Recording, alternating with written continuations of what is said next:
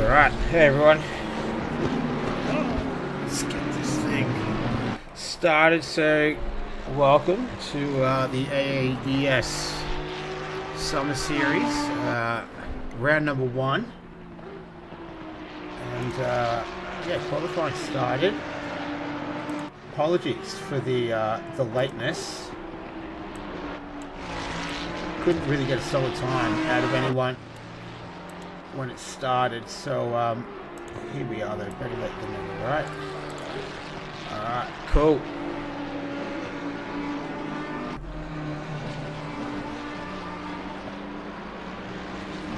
Alright, what have we got going on? Webley so far in P1 right now with just under 3 minutes left in the first part of qualifying. What else do we have out there? We're on the lap right now. That snipper is coming in. What about Gunther Rowe? Currently P14 right now. Very, very nicely turned out. Gorilla Racing livery, Rainlight Racing entry. 580. 40 cars in the lobby at the moment in the room.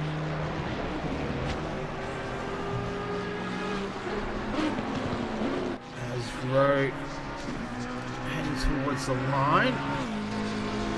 Doesn't improve on his time, so remains there in P14. Here's Latenzio. Race on Oz entry. Has had 0 practice. Currently P11 right now. Moves it up into P10. What about Alex Tonkin in the 420 entry?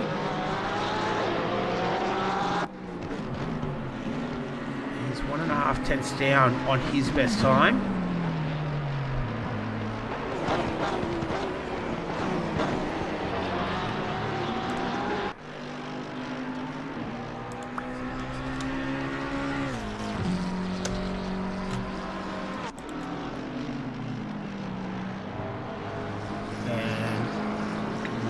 P18 right now. Who else is out there?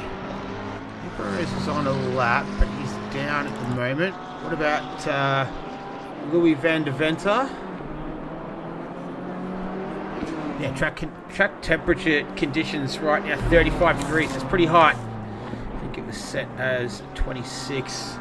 Air temperature, that's at 29 degrees right now. Track is at optimum though. 3:14 in-game time. Closing stages of qualifying 1.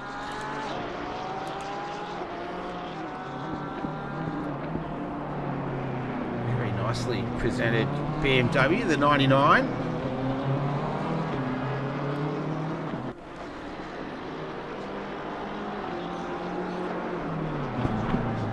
Making his way through 10 and 11. Only 11 corners on this track.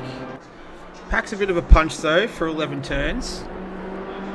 As Van der Venter doesn't improve on his time. What about Tonkin? Get back to him. Q1 is essentially closed right now, so final laps from these drivers, and we'll move into the next stage of qualifying, which we'll have a quicker look at how that all works out. Very similar to F1 qualifying. Christian Wells in the 138 entry.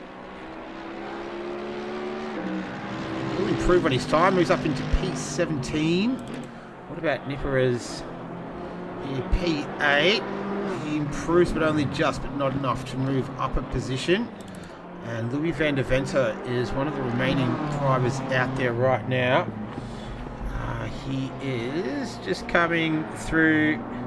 Let's turn 8 through there in the 711 entry for VDV Racing. Runs a little bit wide, and has he invalidated his lap? I don't think he has. Half a second down on his best time though, so, and he's pulled the plug on that understandably. What about Lee LaBelle? Currently P8 right now. Layla is at Team Aaes. And there we go. Yeah, broadcasting is broadcasting qualifying. Just got to get the right time to broadcast it though. Alright, there we go. So let's have a look at how qualifying works. Here we go, just quickly. While I get a hold of this. Boom, there you go. So 15 minutes. The next qualifying is going to be 10 minutes, top 30 drivers only from Q1, and then Q3 will be a 5-minute sprint. So here we go. Here is Q2, so the top 30 drivers go through.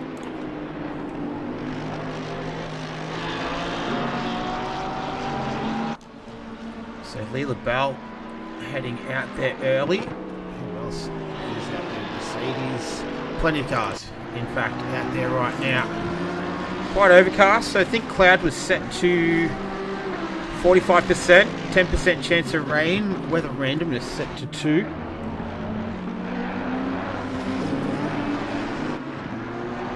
There's plenty of cars making their way out on track. Lots of beautiful looking liveries. Young Henry's entry, Benjamin Hyatt. Ray Smith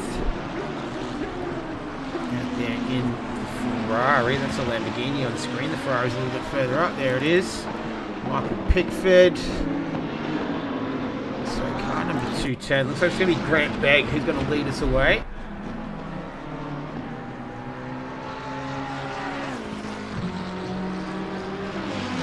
Maybe the first car to set the time lap. Turn 1, always a tricky turn. Coming through the first one.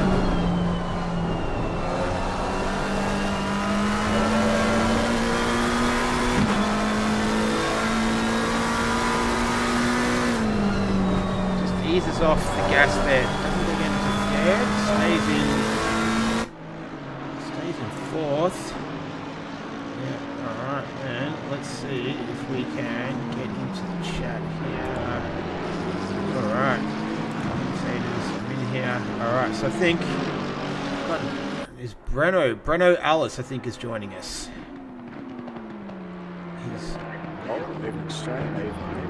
Evening. Just if you can turn yourself up just a little bit, that would be awesome.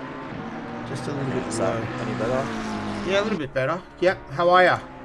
Yeah, not too bad. Yourself, mate? Yeah, good, thank you. Good, thank you. We're a little bit late, but better late than never.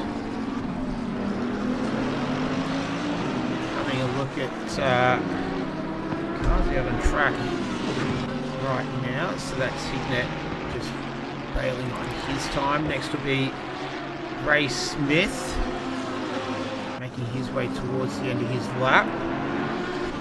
Didn't check what the fastest time was there in the first part of qualifying, but Begg set a 1:29.2. Hine replaces him straight away with a 28.4, and then Smith 29.1. So time's starting to all filter through at the moment. Wells will be the next one. Christian Wells. 1:38. Will not miss that at all throughout the race.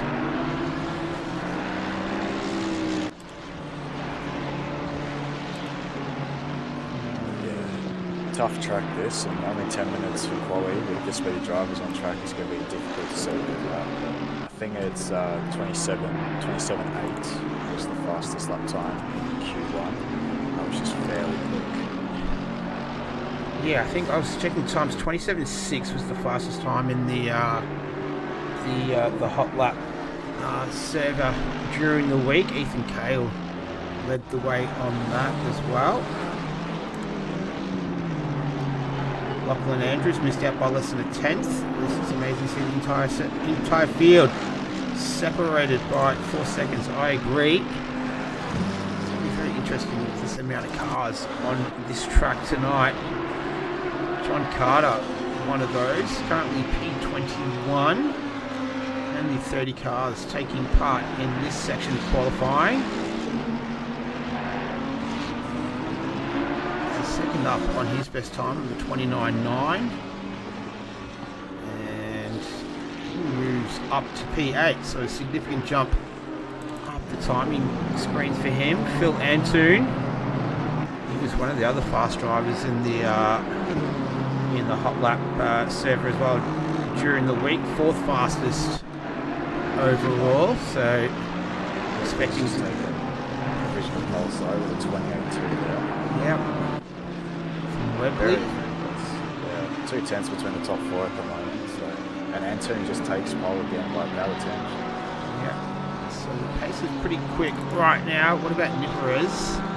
Goes up into P7. Curran out there. He was one of the top 3 drivers in the hot lap server. He goes up into P1. So great work from Liam Curran. Keep an eye on him. What about Howard? He's not going to improve on his time. 2 tenths down right now. What about back to Grant Begg? He set a time earlier, 29.235. Enough for P23 right now. It looks like he's just bailing out of that one there as well. So what about Hind? He is almost a 10th up on his best time. What about to move him? Yeah. What about to move him into P4, goes into P3, so nice work from him.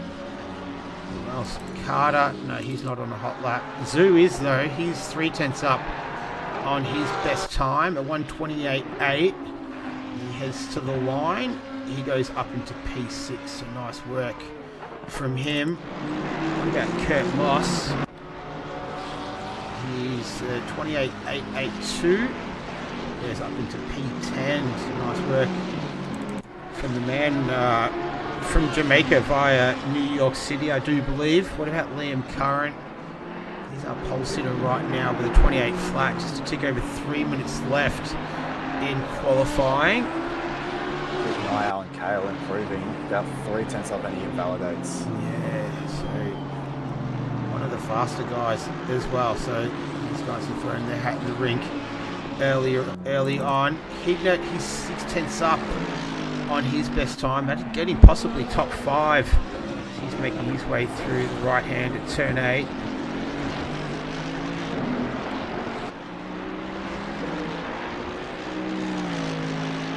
I think you guys can hear it. It sounds very quiet. Yeah, if you can try and turn up a little bit more, Bruno, that would be awesome.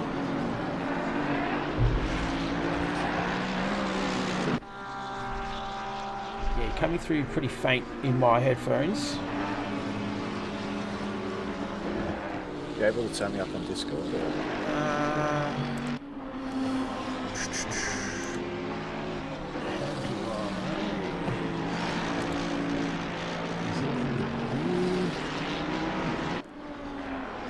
soundboard. You try by clicking on that.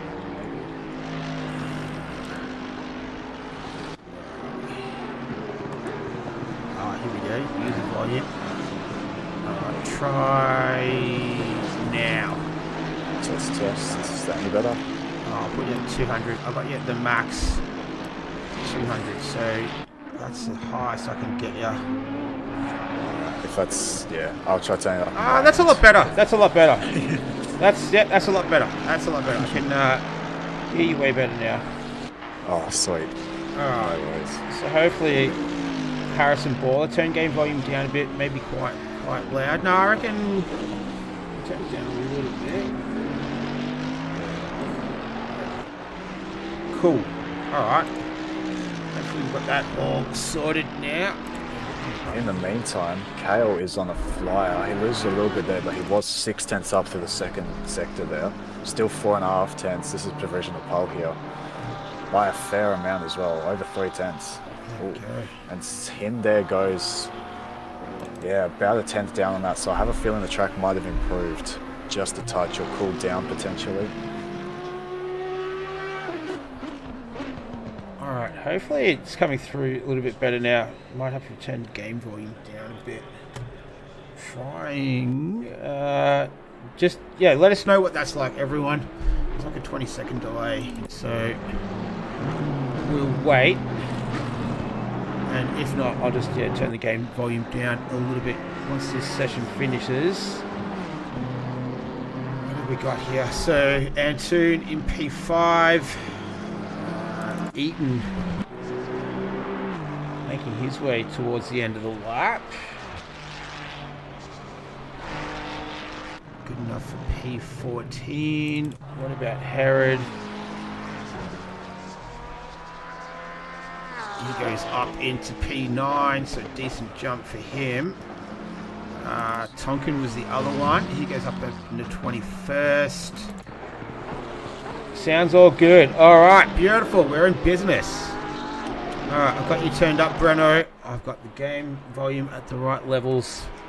And we're just finishing off Q2. And it's going to be a 5-minute sprint qualifying, basically. I only have a chance to get in a couple of time laps.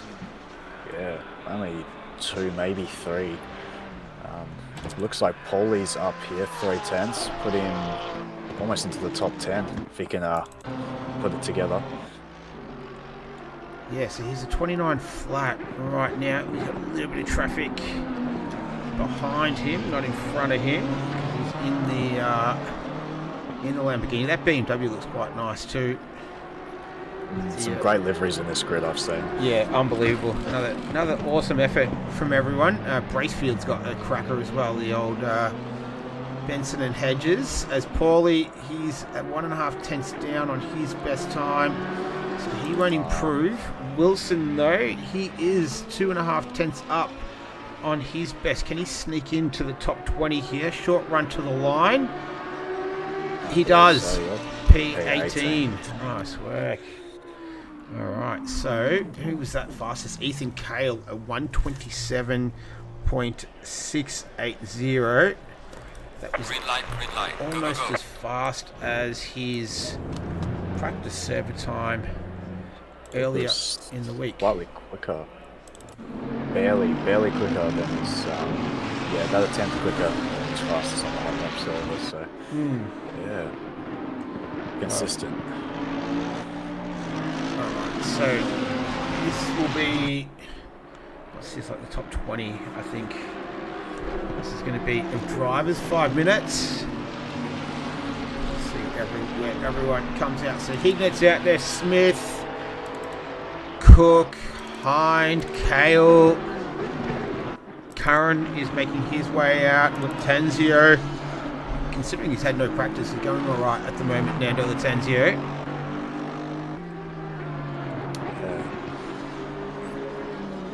Going to be interesting here. It's going to be difficult finding some space. I reckon you might even catch lap traffic on your hot lap. Yeah, not a particularly easy circuit to navigate through lap traffic at the best of times. Yeah. I dare say we're going to see a little bit of chaos as well at the beginning of the race, especially up through the chicane of the Klein chicane in turn 5 through there. But it looks like it's going to be Hignet who's going to lead us away. He's going to give us the first time lap of the session. Top 15, thank you, Vinicus Canero. I'd assume that's Vinny Canero from won the ART 1000 last week with his teammate, whose name escapes me right now. Phenomenal. Matthew Cutler, I believe. Yes, that's right. It was Matthew Cutler. I should remember, he came into the commentary box with me for a little bit, very graciously. So those guys did a fantastic effort last week around Bathurst for all 6 hours. As Hignet making his way just up through turn 5 here. One of the hardest corners on the track. Yep. Yeah, very difficult to get right. Slightly offline, and you get a weird bounce, and you lose 3/10. You gotta nail it to get the lap time there. Yep, and he's just invalidated his lap, so he took the chicane a little bit too liberally there, and that has cost him his time. So Cook will be the next one in line, and Smith in the Ferrari, not too far behind. So 1:27.680 was the fastest time. Hello, CGKF. How are you? Oh, that's crazy good kung fu. Right. Brad Cook. What does he give us? 29 flat. Who else was there? Latenzio. No, Curran will be the next one. Who else do we have? Bell, Carter, Cook, Smith, Zoo. Right now. What lap will Liam Curran give us? Only a minute and a half left in this Q3 as time's all filtering through now. Liam Curran. He goes to the top of the times. He goes P1. Nando Latenzio. What can he do? He goes up into P9. So all these guys will get a second bite of the cherry. First one will be Carter, and Hignet will be... This will be his first opportunity at it. He's just invalidated his lap again. So 2 invalidations in such a short amount of time hurts you quite badly around here. Yep. Yeah, it's all or nothing now. He's only got 1 lap left. So Carter just marginally up on his best time right now, but we're all chasing Liam Curran at 1:28.220. He's currently 0.3 up on his best time. John Carter is chasing him down right now. It looks like Herod has had a bit of an issue there as well. Carter has got the indicator on. Let's see, it's going to be bunch of cars all making their way through at the same time. Cook, Smith, what about Zoo? Will be one of them as well. Antoon, and then Curran. Where is he? Missed him. There he is. He's 3.5 tenths up. Hines taking pole right now. Antoon, Kale, 3, 2, 1. That's going to be qualifying done. Curran goes into P3, so was on pole for a part of that. Just misses out. This is Niperez. I hope I'm pronouncing that correctly. He is down on his best time, so P11 is the best he can do for now. Who else is out there? It is Ethan Kale will be one of them behind, tucked in behind him in the Ferrari.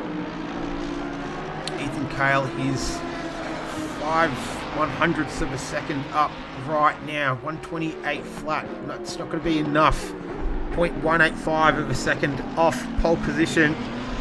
That belongs to Chris Hind. He's actually out there. He's done he's up on his best time, but he's invalidated his lap, so he will not go any faster than what he is right now. Ethan Kale is on track to take pole position in the dying stages of this one. He's made up a whole heap of time. Will he be able to get it? I think he's going to just miss out. He does. So, in the end, a 27.975 was his best time. Zoo, he's invalidated his lap. Damn it. Cook out there as well.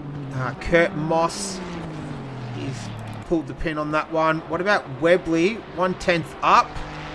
Not enough to improve, so he will remain in P5. But that is our grid set for this one. This is round 1 of the AAES summer series, and it's definitely not summer-like conditions right now. It is raining at the track. I think we're going to have a little 5-minute break, but I'll quickly take you through.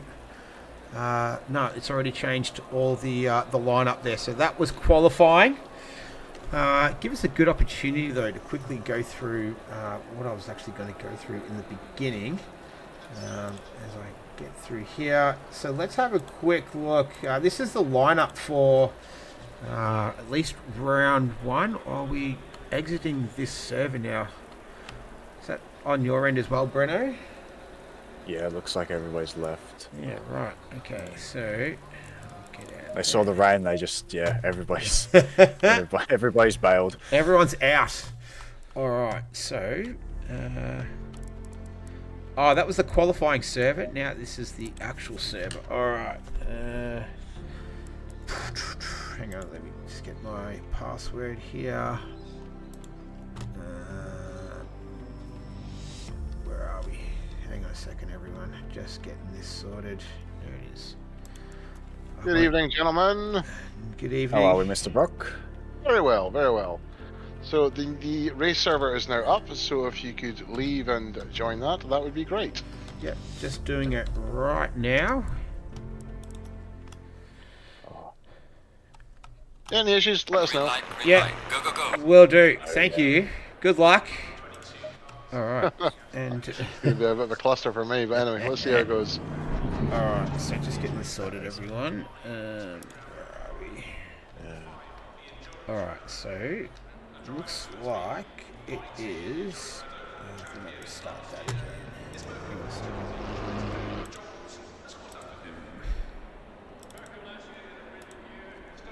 Hang on, everyone. I just got to get all this kind of redone. Yep. We're still 3.5 minutes away. There we go. All right. Cool. So, as I say, we got 3 minutes and 27 seconds to go. Let's have a quick look at the lineup. This is the drivers that have signed up for the series. 3-race series is going to be this week at Zolder. A couple of weeks we're going to do Kyalami, and then a couple of weeks after that we're going to do Bathurst as well, which is really exciting. But some familiar names from the last Enduros that we've done in AES. Greg Brock, obviously the man that pulls it all together, so works tirelessly in the background. We've got a few different nationalities in there as well. A couple of Scots, a Jamaican and a South African, at least in the first 20 cars. But yeah, Johnny Eaton in there, Webley, French. You've got Ethan Cale, we've already seen, Gunther Rowe, Louis van de Venter. Have a look at the next group of cars. Taylor, Bracefield. Who else do we have? Marsh and Cole. Not all of these drivers will be racing tonight, but this gives you a bit of an idea on who is actually going to be racing throughout the series, or who's signed up anyway. And you can see that through there. Chris Cooley, I don't think he's racing tonight. Tafik Moyne, Dave Thomas, John Zhu is out there, as we saw earlier. And then you got just these last ones. Jonathan Carter in there, Jay Fisher, Grant Begg, and Mac Power down the bottom there. But this is pretty much where we're at right now, with just a couple of minutes left in qualifying. Breno, maybe you want to give us a bit of a download.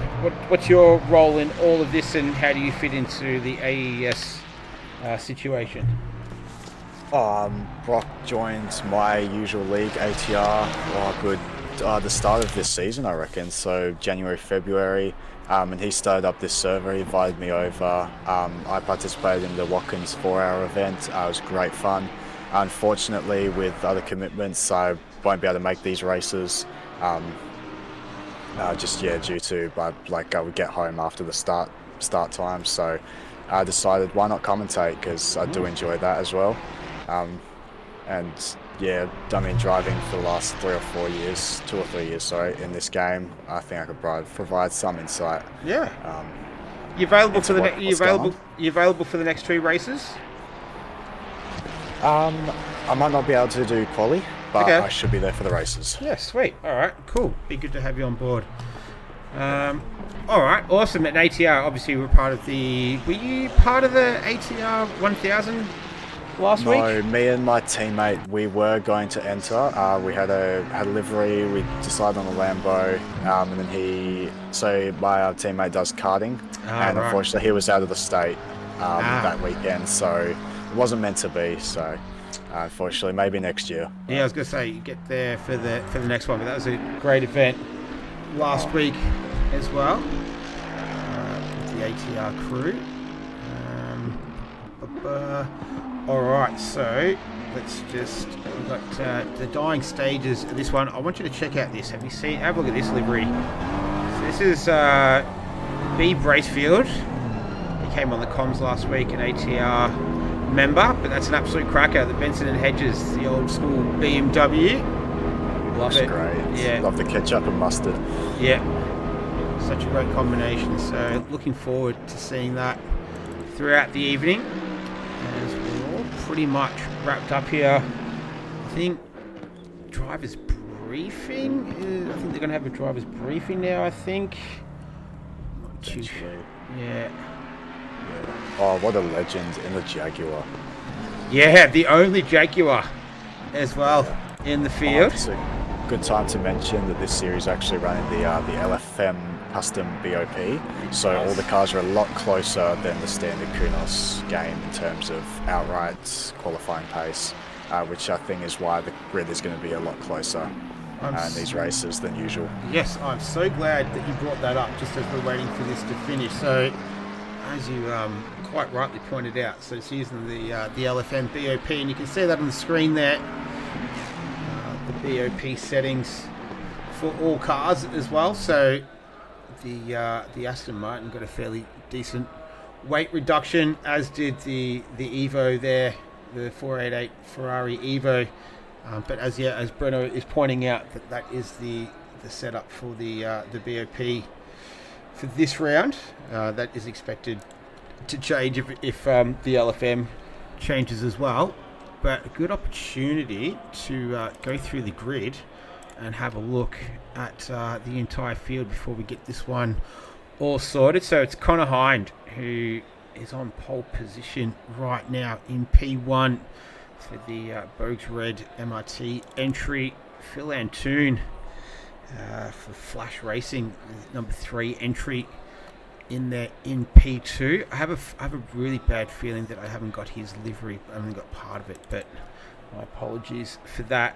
Liam Curran in P3. Always expect to see his name up towards the front of the field. Ethan Cale, he'll be one to watch in the Lamborghini there in P4. Webley going to be starting this one from P5. Apologies, I didn't get your livery there, Webley. John Zhu starting in 6th in the Porsche. He's the highest Porsche driver in the field today. Kurt Moss, won't miss that car, the number 823. He's going to be starting from 7th. 8th is Hignett in the Mercedes. He's the highest Mercedes there in 8th position. Layla Bell, she will be starting. I assume Layla Bell is a female. I assume so. Apologies if that's not correct, but Nando Latenzio, he's going to be starting the race from P10. So as mentioned, doesn't have any practice in the lead up to this one. This is Ray Smith, going to be starting from 11th. 12th, Matt Nippers. Have a look at that. I love that livery, the old school early 2000s BMW. Williams, Brad Cook going to be starting there from 13th. 14th is Matthew Herod in the Disciples of Speed 450 entry. John Carter in the 559 starting from 15th. 16th is Johnny Eaton for OMAC Racing in the number 14 entry. Michael Pickford, he'll be starting the race from number 17. Nathan Wilson, this is a name I've not seen for quite a while, so good to see 30 seconds. Him out there on the grid. So he'll be starting the race from 18th position. 19th is Gunther Rowe. Harrison Bala is going to be starting from P20 in the number 21. Brendan Pauly starting 21st. Tonkin in 22nd. Moyen in the 711. He'll be starting in 23rd. Skinny Luke, that's another ATR entry. Danny Rick's wrist, I like it. He's starting 24th. 25th is Grant Begg in the number 210 McLaren. Ben Crabb starting in 26th. Tony French, hard solo entry. I like that. That's cool. Have you tried the hard solo before? I have. It is very nice. Yeah, it's not too bad. Yeah, it's a nice tang. It's like just different enough for normal solo that you can tell, you know? Yeah, I like it. All right, let's keep moving. 28th is Mark Stevens for Lion Tamer Racing. 29th is Bracefield in that beautiful liveried BMW. Christian Wells, 30th. 31st is Lucky Andrews as they make their way off the grid. Louis Van der Venter, 32nd. Robbins in 33rd. 34th is Mitchell Cole. Greg Brock in the 35th. That's a cracker. That is so awesome. It's a shame he's so far back in the grid, but that's an absolute cracker of a livery. Zach McGregor in 36th. 37th is John Foster. Aaron O'Brien in 38th. 39th is Daniel Quarantoto. And 40th is Hayden Marsh. And I think his daughter created that livery for him. So that's really cool that he's done that. I love that. Cool. Yeah, that's awesome. Yeah. Also, moving towards the weather, I've just noticed that in 10 minutes time we're getting a bit of rain, so it's going to be interesting to see who tries and braves out on the wets and who's going to try the dries and try and brave it through that shower.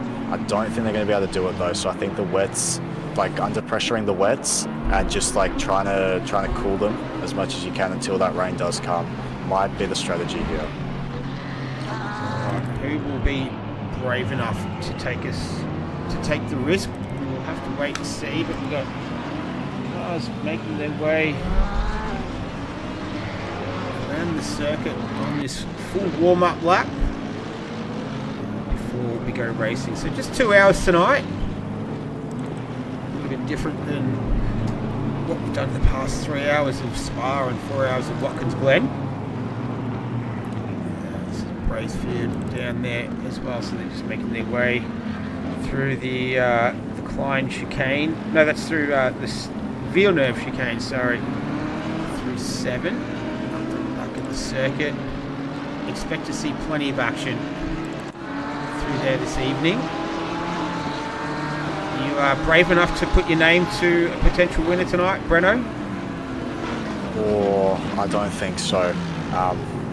There's a couple really quick guys. I know, as you said, Curran and Kale definitely wants to look out from, but don't count out Hind and Antoon as well.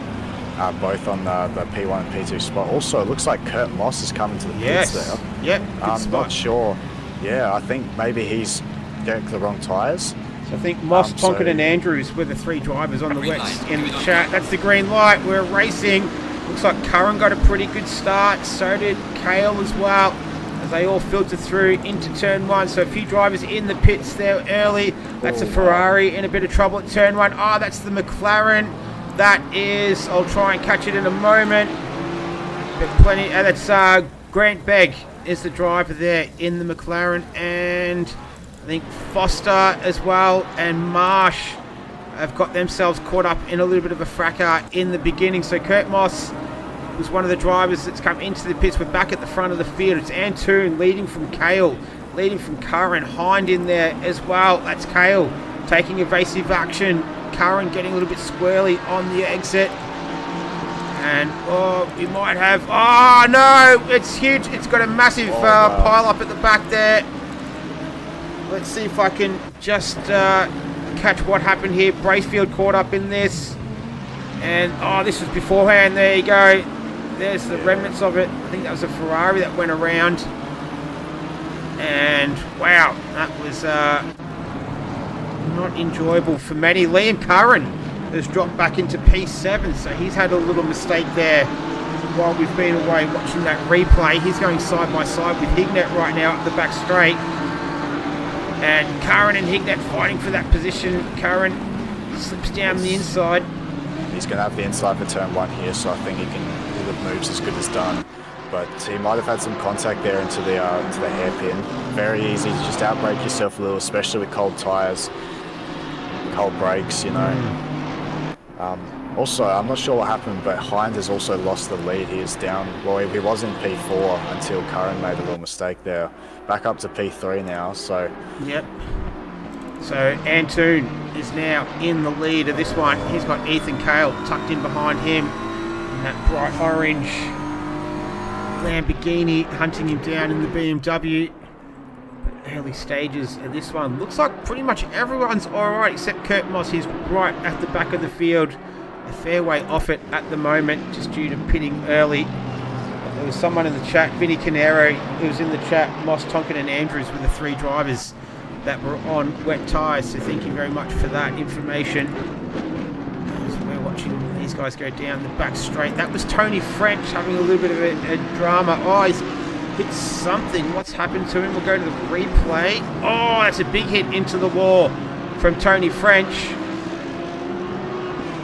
And he's going to have to get that hard solo. Mercedes going again. You see just at the end of the replay as Grant Begg making up some positions, so he's taken away P30 right now.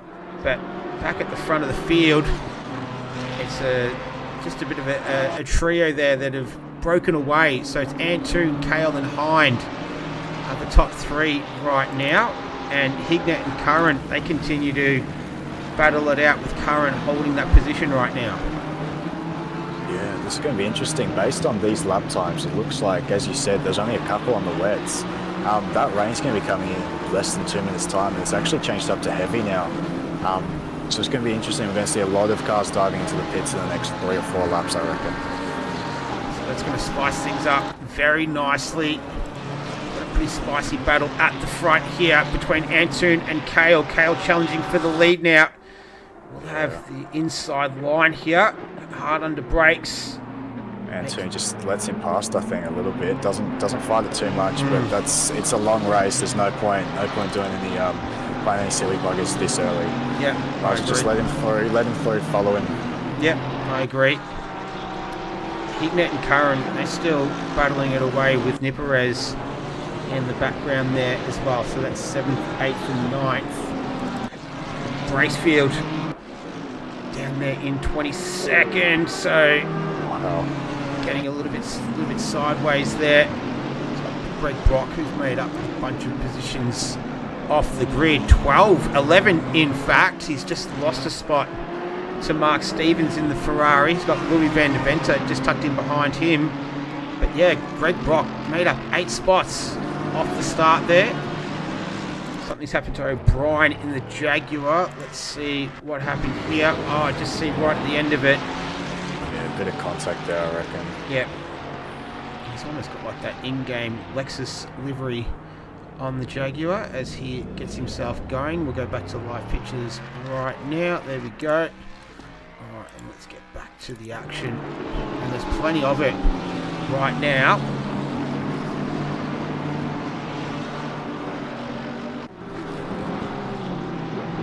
It's Kale leading the way. He's 1.1 seconds just up ahead. And here it is, Breno. You called it.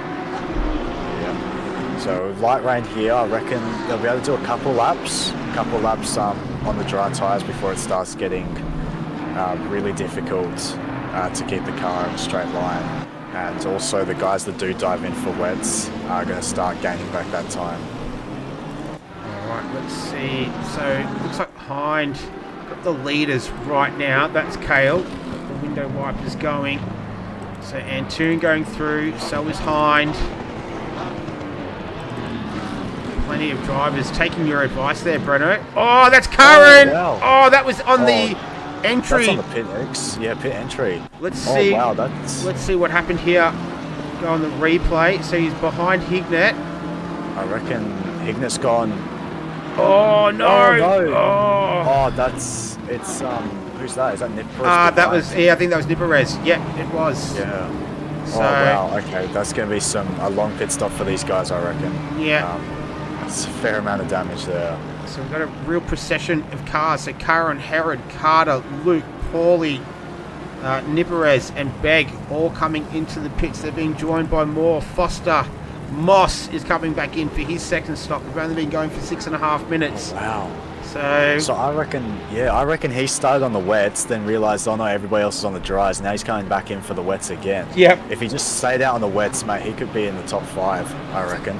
He will be kicking himself in that brightly coloured Aston Martin. Unfortunate for him, so he's having to make his second stop of this one already. Back out in the leaders, so Kale, Antoon and Hind. That Zoo tucked in behind them as well.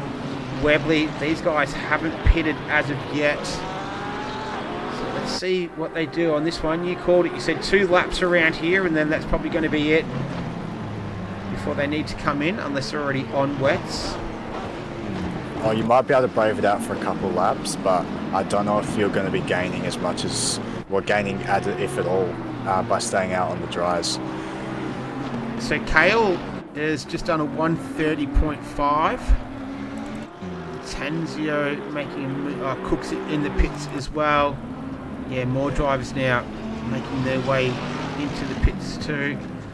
Track's at greasy right now. 8.23 gets a stop-go penalty. Oh, that's Moss. That's salt in the wound right there. Yeah. And we've got a change for P2 and 3. So Hind has just made it through on Pontoon. Antoon, sorry, my mistake. Plenty of drivers in the pits right now. Pickford, Cook, McGregor, Wilson, Wells, Tony French in there too. He'll repair that damage surely. There's Curran. So he's making his way out of the pits now. That was a long stop for him. In total, 2 minutes and 11 seconds was the total time of that pit stop. Yeah, so about a minute's worth of damage there, I reckon. Assuming he changed tyres. So it's going to be interesting to see. So Karen's going to be one of the quickest, and he's on the wets now. So we're going to compare his times to what Kale's doing, and see if it was worth taking the taking the wets this early. Oh well, Kale has come in. He's not gonna let Karen and the others undercut him like that. He's coming straight away. But Antoon is staying out another lap, so we'll see if he can overcut them.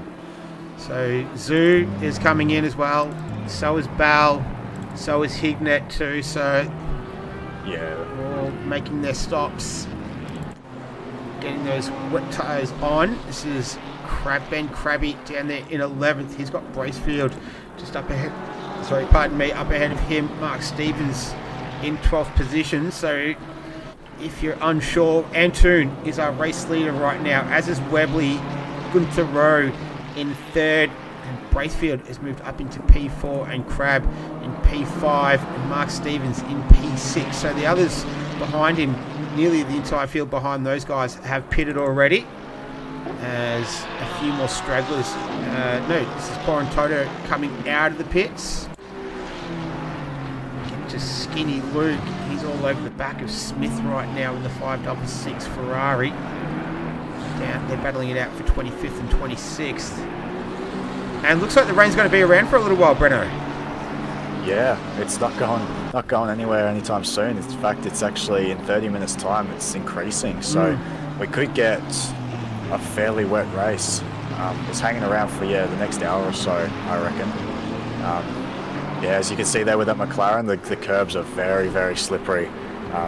It's gonna be tough, especially with the exit curbs that you have to take here at Zolder. Yeah, excellent point. So a few others in the pits. Brock making his way out. Louis Van Deventer, McGregor in there as well. So just giving you an update on that.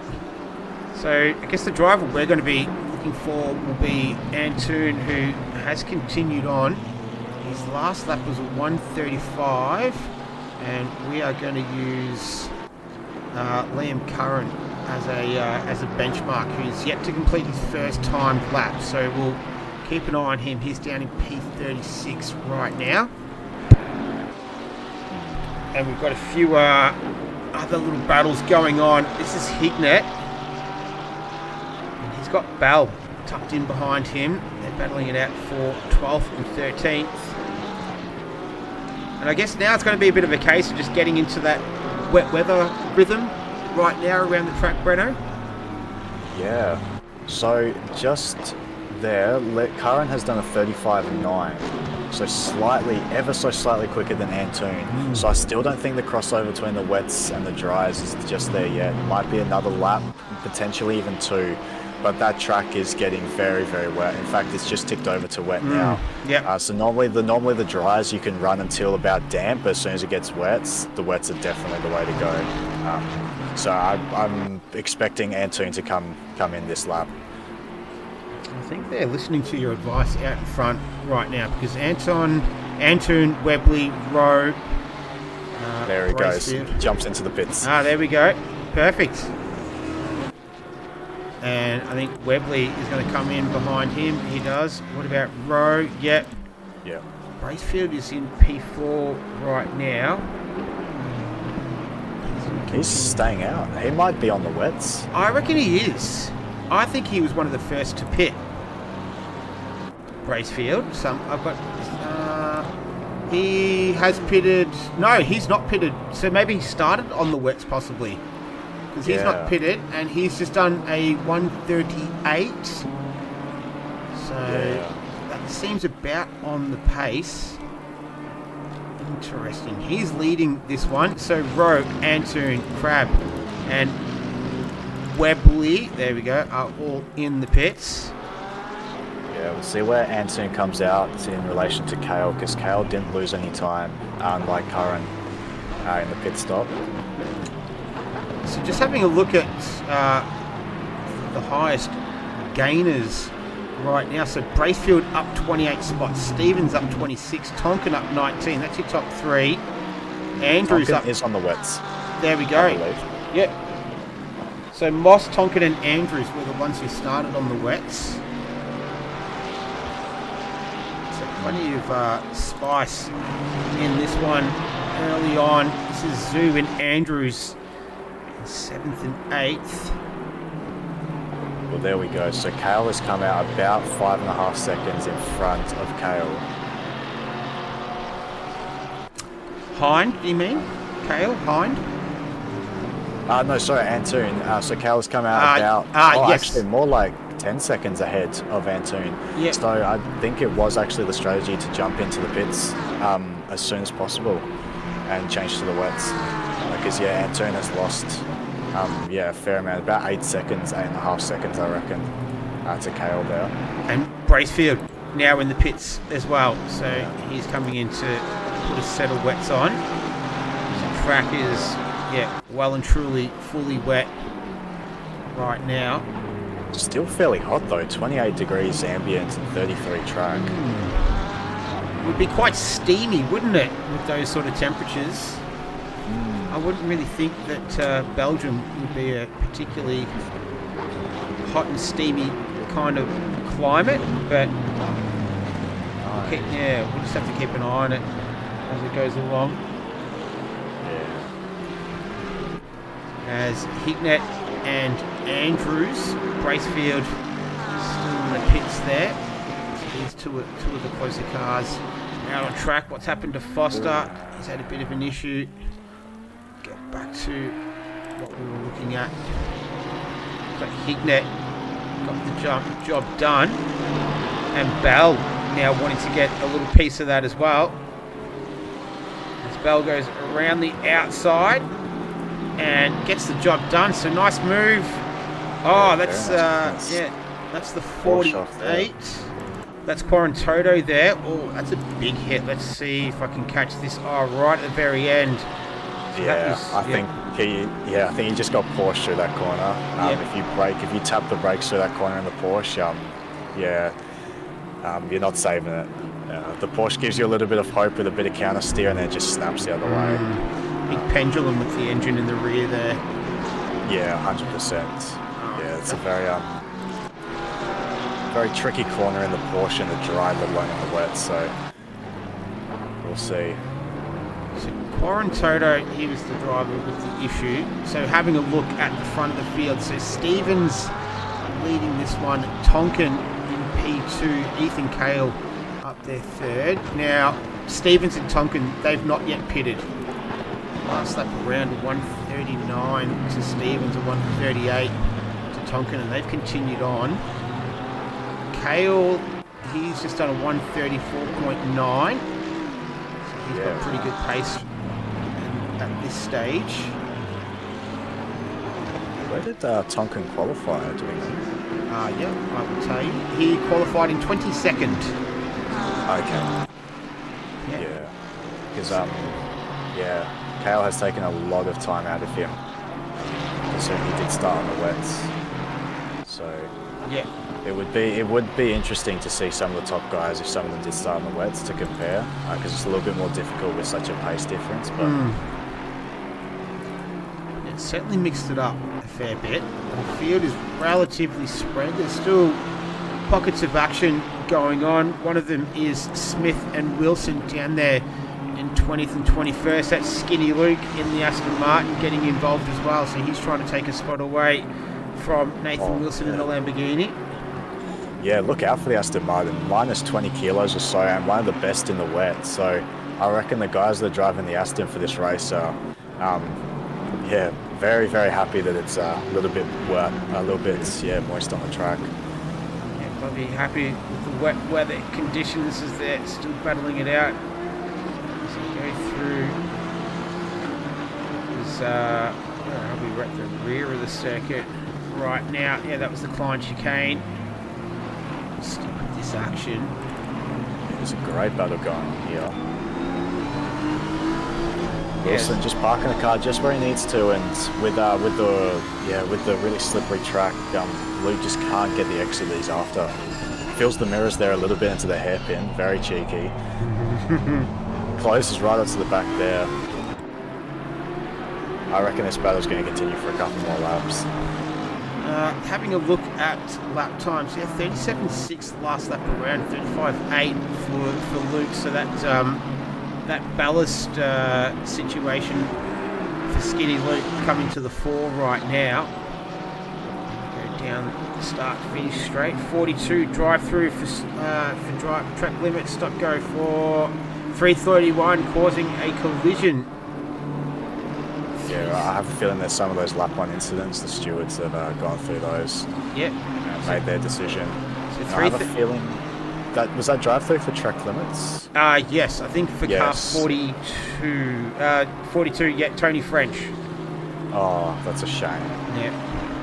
I think we're going to see a couple more of those, especially Zolder and the wet. So that's second chicane. Very, very tentative. So Kale, while we were watching that little battle, Nathan Wilson did pick up a penalty as well. Stop go 10-second penalty for an incident earlier on as well. But Kale has now moved himself up into P2. He's 14 seconds away from Stevens. Stevens on that last lap did a 39.2 compared to Ethan Kale at 36.3. So significant pace advantage right now for Ethan Kale. He's looking to hunt down the race leader in what has been an interesting race so far. As that's Robbins. Check out this livery, by the way, just while we're on it. Obviously a very big Kiss fan. Oh, good. Shane Robbins. So how could you tell? Just took a wild guess, you know. Great looking livery there as well. Yeah. So we've got a bit of movement down at the rear of the field. O'Brien has moved up a spot, and Marsh on Liam Curran, who's all the way down there in 38th position. As Barla goes around, let's see what happened here. Did he get any assistance, or did he do it by himself? Let's see. He's done it by himself. Yeah, he just bumps the curve and then power on the grass. Yeah. Oh, that's a shame. No grip Yeah, out he'll there. be kicking himself, yeah.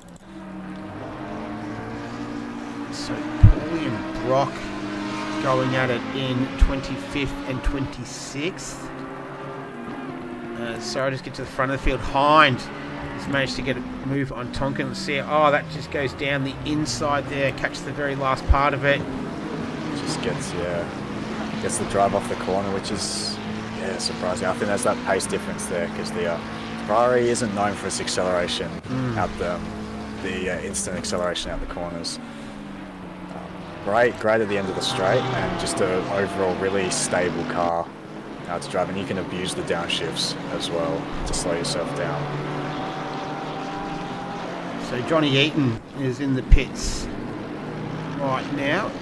Down the rear of the field. We've got a nice little battle going on here. Have a look at this group of cars, 5 of them. So it's, I think, Latenzio at the head of the train here. Cook, Pickford, Herod, Carter, Rao, all in there. So this is a nice old scrap. This is from 11th through to 16th. As Skinny Luke and gains a spot. I think Nathan Wilson might be in the pits. He is, yes. We're looking at. Also, the other thing that I'm loving about the LFM is we can see some cars that you haven't seen in a while. The Bentley is now fairly competitive as well, which is great. The 488 GT3, that I saw a couple of those on the grid as well. So it's good to see the older cars getting some love now that they're competitive enough, that people don't feel as if they're losing 2 seconds a lap just through car choice. You don't see too many Bentleys on the grid these days. No, unfortunately, after 1.9, I think it just came like a sliding beast. Yeah. Just not viable anymore. It used to be quite popular, but after the updates, it sort of got nerfed a little bit as well. They have pulled out of the GT3 competition in real life, so kind of understandable. Yeah, the BOP just they don't get any updates in real life, so they don't get any in the game, which is one of the downsides of ACC. But obviously with custom BOP and that, and hopefully LFM continues to do this into the future, because it's great for the community. Alright, so race has just started to settle down a little bit. Everyone's made their stops. They're all on the wet tyre. This is Carter and Rowe going at it in 15th and 16th right now. It's a beautiful liveried car in the number 580. Ethan Cale continuing to hunt down Mark Stevens, isn't it? Yeah, for the lead right now. He's lapping at a 1:35.6 his last lap. It was almost 4 seconds faster than Stevens, and that's the gap right now between the two. So you'd think over the next couple of laps or so, at this pace, Cale will be battling it out for the lead with Stevens. It's going to be interesting to see what happens here, because obviously Cale is a lot quicker, but if Stevens just lets him pass, he's going to be stuck in the spray for a couple laps. In the long run, it's probably better to just let Cale pass, because you'll lose less time that way, but we'll see. We'll see what decision Stevens makes here. Well, Just driving in the spray is not fun, I can tell you. Well, so just having a look at who's lapping a similar time to him. Tonkin in a 38.9, who's just dropped a couple of spots to Zoo and Antoon as they go up the front straight. Stop go penalty for car number 116, causing a collision. 116. Oh, what's happening to Foster here? Oi! That's where we He saw. might just touch that inside of the outside curve through that corner. It's going to be a dangerous one. Just having. Car number was that again? I can't remember. Was it, 116. Yeah, that's Niperez. He's down there in P22 right now. Yeah, I have a feeling that's for the contact on Curran coming into the pit lane. And Cale has just taken the lead, so apologies for not picking that up. He caught Stevens a lot quicker than we thought. That's an Audi, that's a lapped car right now. Got a little bit more action going on in this battle pack from 10th to 14th. Basically, Herod making up a spot. But Ethan Cale is the new race leader. Stevens... Just had it off. Yeah. What happened here? Let's go to the replay. They just locked up. Or does he get a little help from behind? Oh, he gets a little help from behind. I think that BMW was trying to take evasive action though, and just accidentally clipped him from what it looked like on the replay, but we'll let the stewards deal with that. Yeah. That wasn't Antoon, was it? I think it... I don't believe so.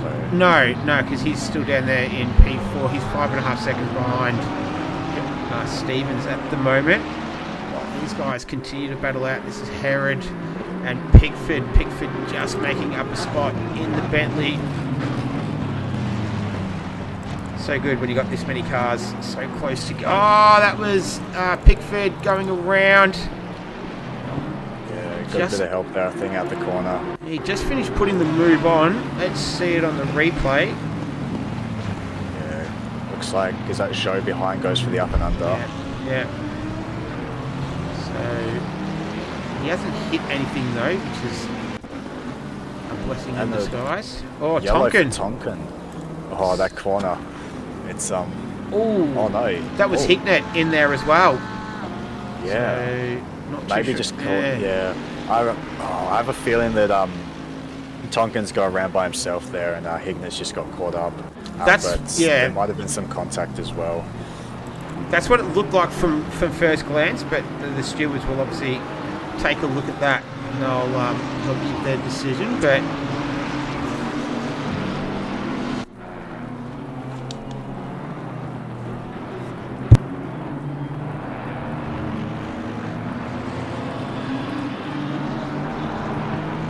so looks like Stevens has dropped another couple of positions as well, so he's down there in 5th right now.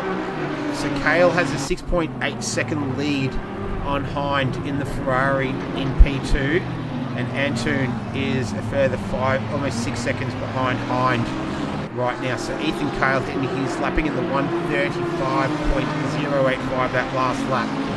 One of the fastest cars out there on circuit at the moment in the early stages of this one. Well, actually, early stages, we're almost at the quarter-way mark. Almost hit half an hour already.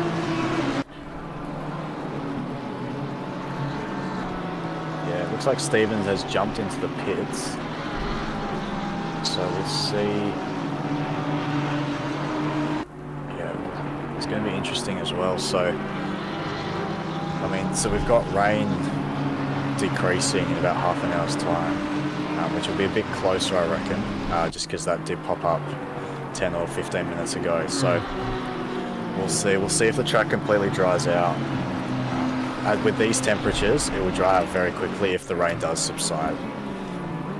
Yeah, because the air temperature hasn't necessarily dropped too much. It's still 27 degrees and track temperature 32. So, yeah, that's an excellent point you make. It'll dry out pretty quick, and I think it'll bring some of these guys back into the race. One of them might not be this man on screen. He's down there in 34th right now. That is Liam Curran. A drive-through penalty speeding in pit lane. That's the 169, so that's Stevens who was in the pits as well. So he's having a bit of a bad trot at the moment. There he is, coming back onto the circuit as Cook sends it down the inside of the 77. That's Andrews. 5-second penalty. Curran and capitalise here. He can. It looks like the Aston's going to have a response. He just goes wide, just outbrakes himself there. So he's losing a lot of time in that train, which is not good for his chances in this race, unfortunately. And that setback certainly didn't help. Alright, so we've got a pretty angry pack right here. Now that is... Oh, that's... what's his name? That's Moss. So he's out of sync here. He's lap traffic at this stage. So he's going to have to work his way through that. There'll be blue flags waving. That's Braithfield in 15th. Just trying to keep up with all of this at the moment. And yeah, that's what the blue flags are for. That was the... Who was that? Was that Gunther Rowe, I think? Yeah, I believe so. That was a weird one, hey? He just sort of... He just like bounced off the wall. Yeah, which is interesting because it's not like Bathurst where like the track limits go all the way to the wall, and there's Christian Wells just gets spun around. What happens here? Yeah. Oh, he gets a bit of help from behind. Yeah. Almost catches it, but the sausage curbs there just bumping around the other way. Not too bad though. He didn't hit anything and managed to keep it moving in the right direction generally. Here's Wilson and Van de Venter in 26th and 27th. Just the gap out in front. So right now it's Kale leading by 5.3 seconds between Kale and Hine. 6.9 is Antoon behind him. Then Zoo, he's 1.5 seconds behind Antoon, so he's close enough to put on a little bit of pressure. Kale on that last lap as this is Nathan Wilson we're watching here. And that Porsche was... Who was that Porsche? I think that was Bell. Yeah, it is. That's a track cut there, I reckon. Actually, I reckon because they started in the dry and they've put in some decent laps, you're obviously going to be losing time every lap based on that delta. So the track limits aren't going to be as strict as they could be if this was the other way around. Say they started in the wet and then it started to dry out. So that was Hickner. What's happened to Barla? Gets up through turn 6, so got that going again. And Gunther Rowe, the man that we saw just bounce off the wall, makes a move on Andrews, who's just behind Moss there. So Gunther Rowe now up in P11 right now. Yeah, I believe that's John Senekis in the chat has just brought up a good point. So P4 and P5 now, P3 and P4 haven't had their mandatory pit stop ticked. So maybe they didn't refuel. I'm not actually sure what the mandatory pit stop conditions are for this race. Yep, so tyre change is required, as well as refueling. Refueling is allowed, but tyre change is required. So one mandatory pit stop, tyre change is required. So that's the conditions. So that's interesting. So it's just tyre change for the mandatory pit stop? No refueling? Refueling is allowed, but it's not mandatory. I don't think you can do 2 hours around here with one fuel load though. Oh no. Unless you're puttering around to like 1,000 revs. Yeah. So Yeah, but that's weird. That means they either didn't change the tyres, but they must have. Unless no, because Antoon definitely would have changed the tyres, and I believe Show would have as well. So yeah, that's because I know in ATR we've had a couple times. So like our mandatory pit stop is just for 1 litre of fuel, no tyre change. And some most people fuel up for the entire race. They just put in that 1 litre because you minimise your pit stop at 3.2 seconds. But we've had a couple of times where the 1 litre hasn't actually ticked over the mandatory pit stop, even though that's all that's required. Yep. So potentially some game weirdness there, which is unfortunate. But then again, they will be pitting again. So as long as it gets ticked off at some stage throughout the race, I don't think it's going to matter. Yeah. Still with an hour and 25 still to go. They've got another stop in them as well. So to your point, but it might be a bit of weirdness in the game as well. But yeah, hopefully it all gets sorted out. They get that green check mark. A few penalties being given out right now. Herod with a stop-go 20-second penalty. Paulie's got a 5-second penalty next to his name as well. Watching Pickford head down the front straight. That's with him and Bracefield in there. Oh wow, what a move. Through goes Hamilton kind of move. Yeah. Let's have a look at that on the replay. Go to the helicopter cam, will give us a bit more of a better idea here. Yeah, so Bentley tries going up and under, but the Aston just holds on, and Bracefield goes down the inside on both of them. So takes advantage. So Bracefield up into P12. Skinny Luke taking a spot back as well. So he's now in 15th position. Just moves ahead of Carter in 16th. They've got Pickford and Bracefield just up ahead of them, who's 5 seconds behind Gunther Rowe. So this little pack here, it's got a bit of work to do to move themselves up a little bit further. Skinny Luke continuing to hound the back of Andrews. We're over the quarter way mark into this one, 36 minutes down already. There's been plenty of action. We have weather right from the get-go. And we'll see if it... Oh, is that Liam Curran in the background? Yeah. Curran getting a bit squirrely coming out of, what is that, turn 9? Turn 6 or 7 around there. Turn 8 or 9, around that part of the track anyway. Kale laps at 1:35, 5:42. That last lap gap between him and Hind is 6.2. 6.7 seconds to Antoon behind Hind. As Luke and Carter going up the front straight here. Herod is in the pits. I'm not too sure if that's scheduled. 331 drive through for track limits. That's Nathan Wilson not having a good time of it right now. Nathan Wilson. What's happened to Luke? Oh, sorry. I've got to get back to that. Yeah, I reckon Luke's just gone off the inside there. Oh, what's happened? Andrews just dropped off there, so maybe there was some contact.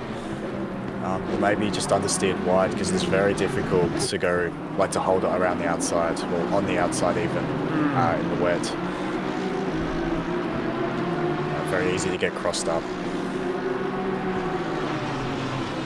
Right, so who else do we have out there? Paulie and Begg. Brock. So Brock up into 19th right now. Who was that behind these guys? Was that just a car taking evasive action? I think it was 331. Gets a penalty. Just trying to have a look. That's Nathan Wilson. Or is that him serving it? Not too sure. Pretty rough if he just got another penalty then. He's already had a couple against his name. Just quickly duck away to Brock and Begg, as Begg getting it quite sideways there, coming out of turn 8. So Greg Brock having a cracker of a race, up 15 spots, started 35th, currently in 20th position right now. So he's battling it out with Begg behind him as the camera will just catch up. There we go. So Brock was lapping a 39 flat. That last lap, Begg a 38.7. So these two... Oh, he just cops a little tap from behind. Ooh, Begg. Oh, he almost goes... Ooh. Oh, wow. Ooh. Yeah. That was interesting. It looked like Begg sort of just avoided him and then he just went round. Maybe a bit of net code there. Yeah, just barely miss it. Yeah, just sorry about that. Just, yeah. Not much to see. He almost went around. He would have been absolutely not happy. Not happy about that. But there we go. So back in P22 right now. We head over to Smith and Carter. Carter in 14th, Smith in 15th. That's Liam Curran continuing to try and unlap himself. He's P31 now. So moving his way up through the field. Oh, what's happened to Johnny Eaton? Where's that? That is... Oh, he spun around the wrong way there. Yep. That's at the chicane, the Klein chicane.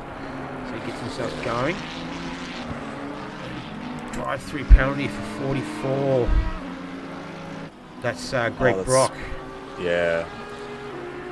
Reckon that might have been for track limits. Yep. Yeah. So that's a bit of salt in the wound for him.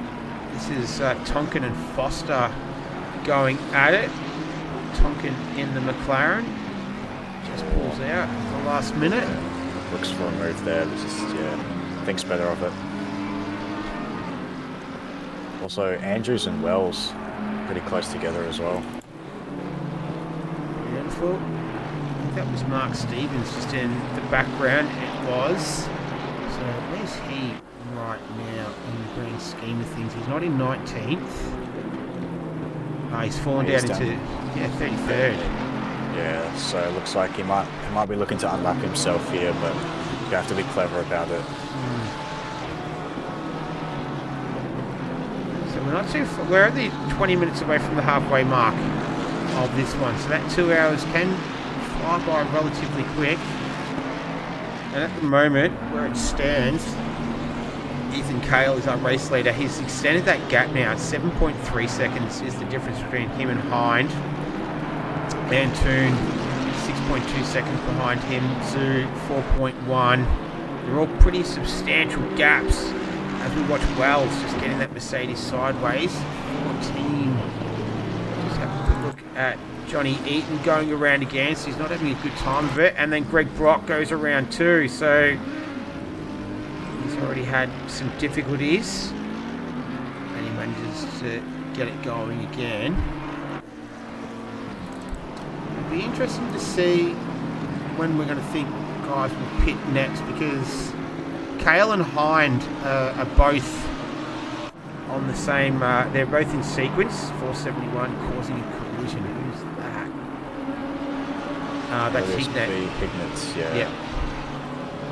So, yeah, Cale and Hind, they're relatively in sequence, as is Antoon. He's only 2.5 minutes behind them in terms of when he made a pit stop, as well as Zoo, Bell, Hignett, Webley. Yeah, they're all relatively in sequence right now. There's no one that's sort of out of order who might be sort of throw something up a little bit different. So we're going to have to just wait to see how this one develops out. But they're all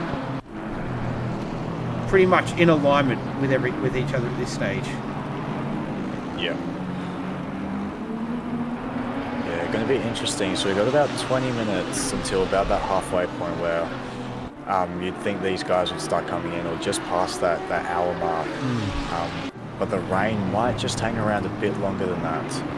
So it's going to be interesting to see who goes to what. And it looks like, yeah, Smith just turns in on Curran there a little bit as he's trying to unlap himself. Yep. Have to have another go at it. What's happened to Rowe and Bracefield? Looks like they've come together some stage. That was Bracefield and Moss just a little bit further up. And then I think just caused him to go a little bit slower, and Bracefield hasn't quite picked it up there. Still a little bit of damage there at the front of that BMW. And now Skinny Luke finds himself in another battle. Oh, they make contact. Oh, Goes around. Let's just see what happened there. From the rear. Might be a better idea. he's just got a bit of contact on that rear quarter there, and they sent Rowe round. Yeah. Looks like Skinny Luke was in a bit of a hurry to get past, and in his haste made a little bit of contact there. So we'll see if the stewards do anything about that one. In the meantime, Brock has made up a position from Cole. So down there. Oh, Liam Curran, has he made more contact? Where is he? Oh no, he's into the wall. Let's see if I can pick it up here. Oh, it's just into the chicane. He already had. Oh, he just. Oh, yeah, he just outbrakes himself there, trying to go for the move, and Yep. yeah, Just got it all wrong through there once he hit the sausage curb. Oh, and as he teleported back to the pits. I think it did look like he might have thrown in the towel there. Yep. Bit unfortunate, but Understandable. it's just not been his day today, and really no fault of his own, which is even worse. Well, I think he's been the man in charge of all the liveries as well, Liam Curran. He's done a fantastic job of that, so sad to see his race pan out like it has. He's normally up the front of these sort of races as well. He's definitely one of my favourites to watch, so some very, very bad luck for him tonight. Hopefully he gets it all out of the way in round one, and then he can get back to Kyalami in a couple of weeks. As we are watching, this is Matthew Herod just having a little battle here with Greg Begg in the blue McLaren. Oh, wow. That was a bit of a wheelie. Far out. Let's go back and watch that again. I think that is worth watching. Here we go. So coming in through turn one. Yeah, he just turns it a bit too early. Yeah, all four off the ground, I think. Yeah, that is nice little show jump for the camera. He's down. So he's down there. Where was he? He's, down there in 20th. Herod. Pickford tucked in behind Bracefield. So these two are P9 and P10. They start. Bracefield started 29th and Pickford started 17th. So two guys that have made their way up through the field. A Skinny Luke has made up a position because there's Hignett in the pits. I think is he serving a penalty, Hignett? Or no, it's just a normal. No, he also have a bit of damage? Maybe. Potentially. Yeah. Let's get that all sorted. So Bracefield and Pickford, this is 9th and 10th, Bentley versus BMW. Another close fight right now is between Zoo and Bowers. Bracefield getting it sideways as Moss is fighting it out with a Aston Martin ahead of him. And Bentley right on the back of Bracefield here. Could see a move. Maybe into the hairpin if he gets the run.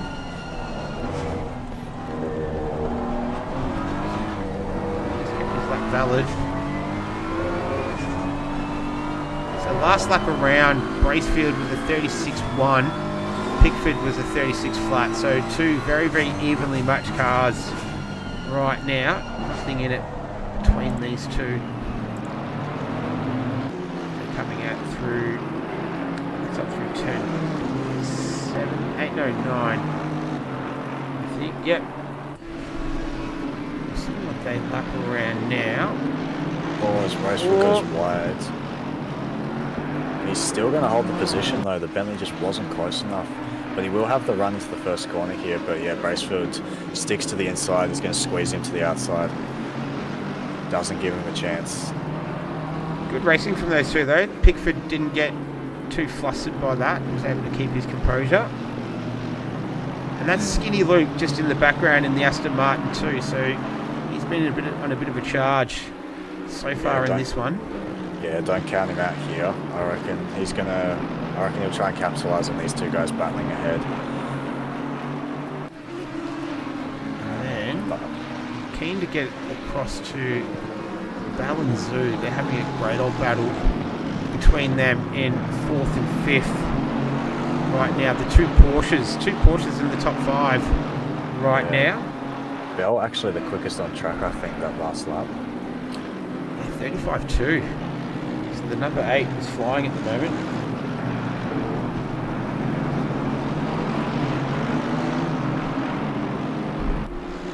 Oh, the gap's opened up and back. Yeah. About a second. Yeah, here we go. So Layla Bell and John Zhu in 4th right now. Just there he is up ahead. Now that Mercedes behind, that is not in sequence. So that is a lapped car at the moment. And what have we got here? Car 566. Some penalties next to it. That's Smith in the Ferrari. Down there in 13th position. Oh, another Porsche we see. Wow. Bit of rallycross Yeah. tonight. That's very ballsy to take that sort of line. I think most people were saying they were going to avoid that curb in the race just for self-preservation reasons. So it's definitely lap time by taking it, but the consequences can be dire. Let's get back to Bracefield and Pickford because this is really heating up right now. Pickford's all over the back of Bracefield, and oh, hang on, what's happened to Andrews? Oh, that's at the pit entry. So he's made a bit of a meal of that coming into the pits. He might have had some help there. Maybe. Missed it on the replay. That's Moss getting wide, but yeah, in the meantime, so Bracefield scrapping with Pickford has really brought Skinny Luke into this one. Yeah, it's a mix here. Yeah. Andrews in the pits. Looks like Louis van der Venter makes up a spot in P31. Gets past O'Brien in the Jag. Oh, what's happening to Quorum Toto? He's not having a great night right now. Oh, I think he's just getting out of the way for everyone by the looks of things.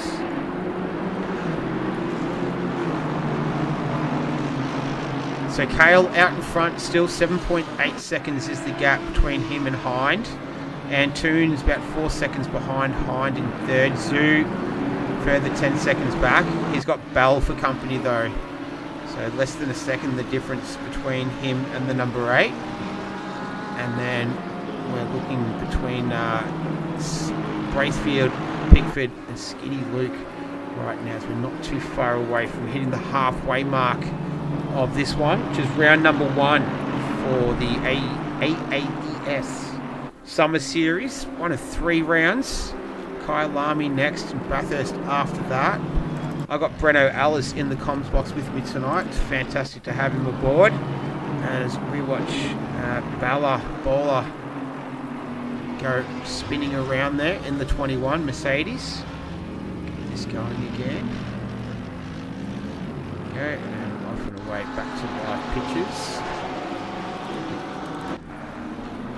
Also, a little bit further up the field, Latanzio and Cook, looks like they're having a bit of a scrap as well. Yeah, so less than half a second difference between these two. 36.9 to Latanzio, 36.5 to Cook on that last lap around.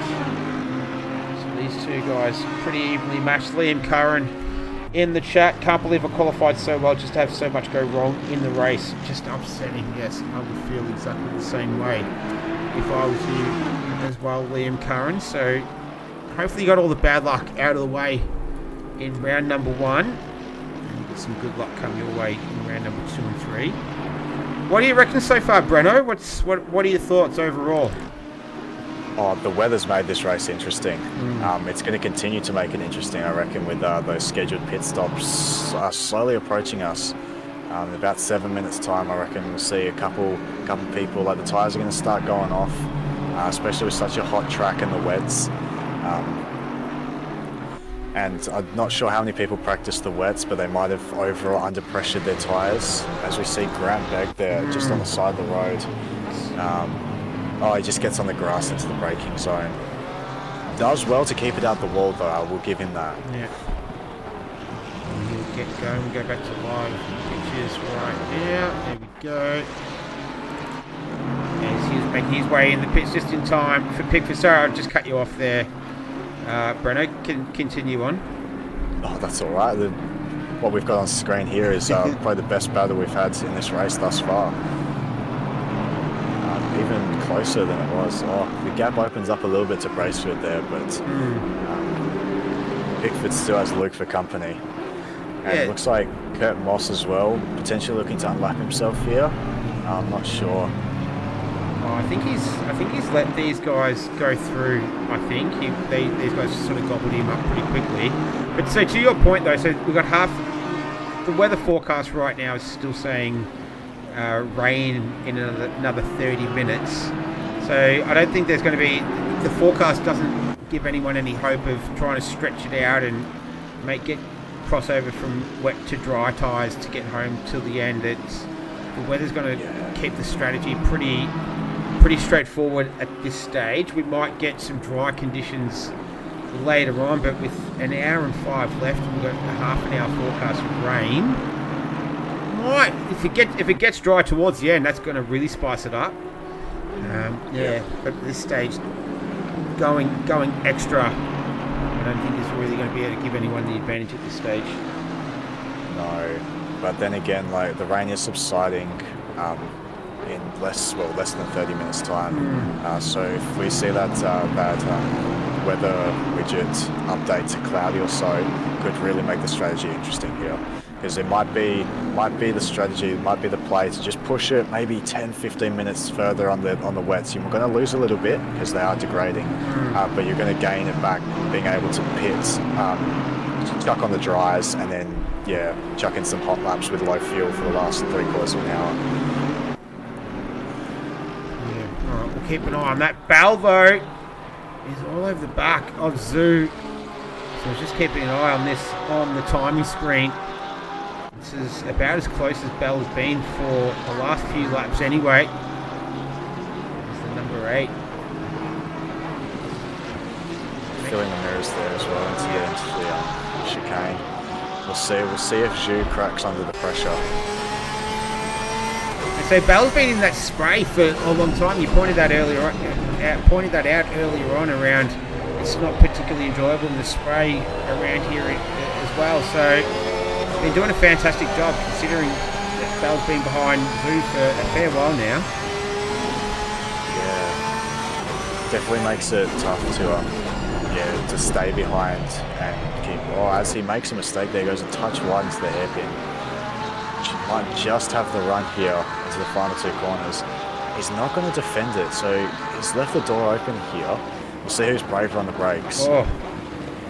Bell just goes straight through. Nice He can have a reply. Yeah, he won't even have a reply on the exit either. He was maybe looking for the up and under.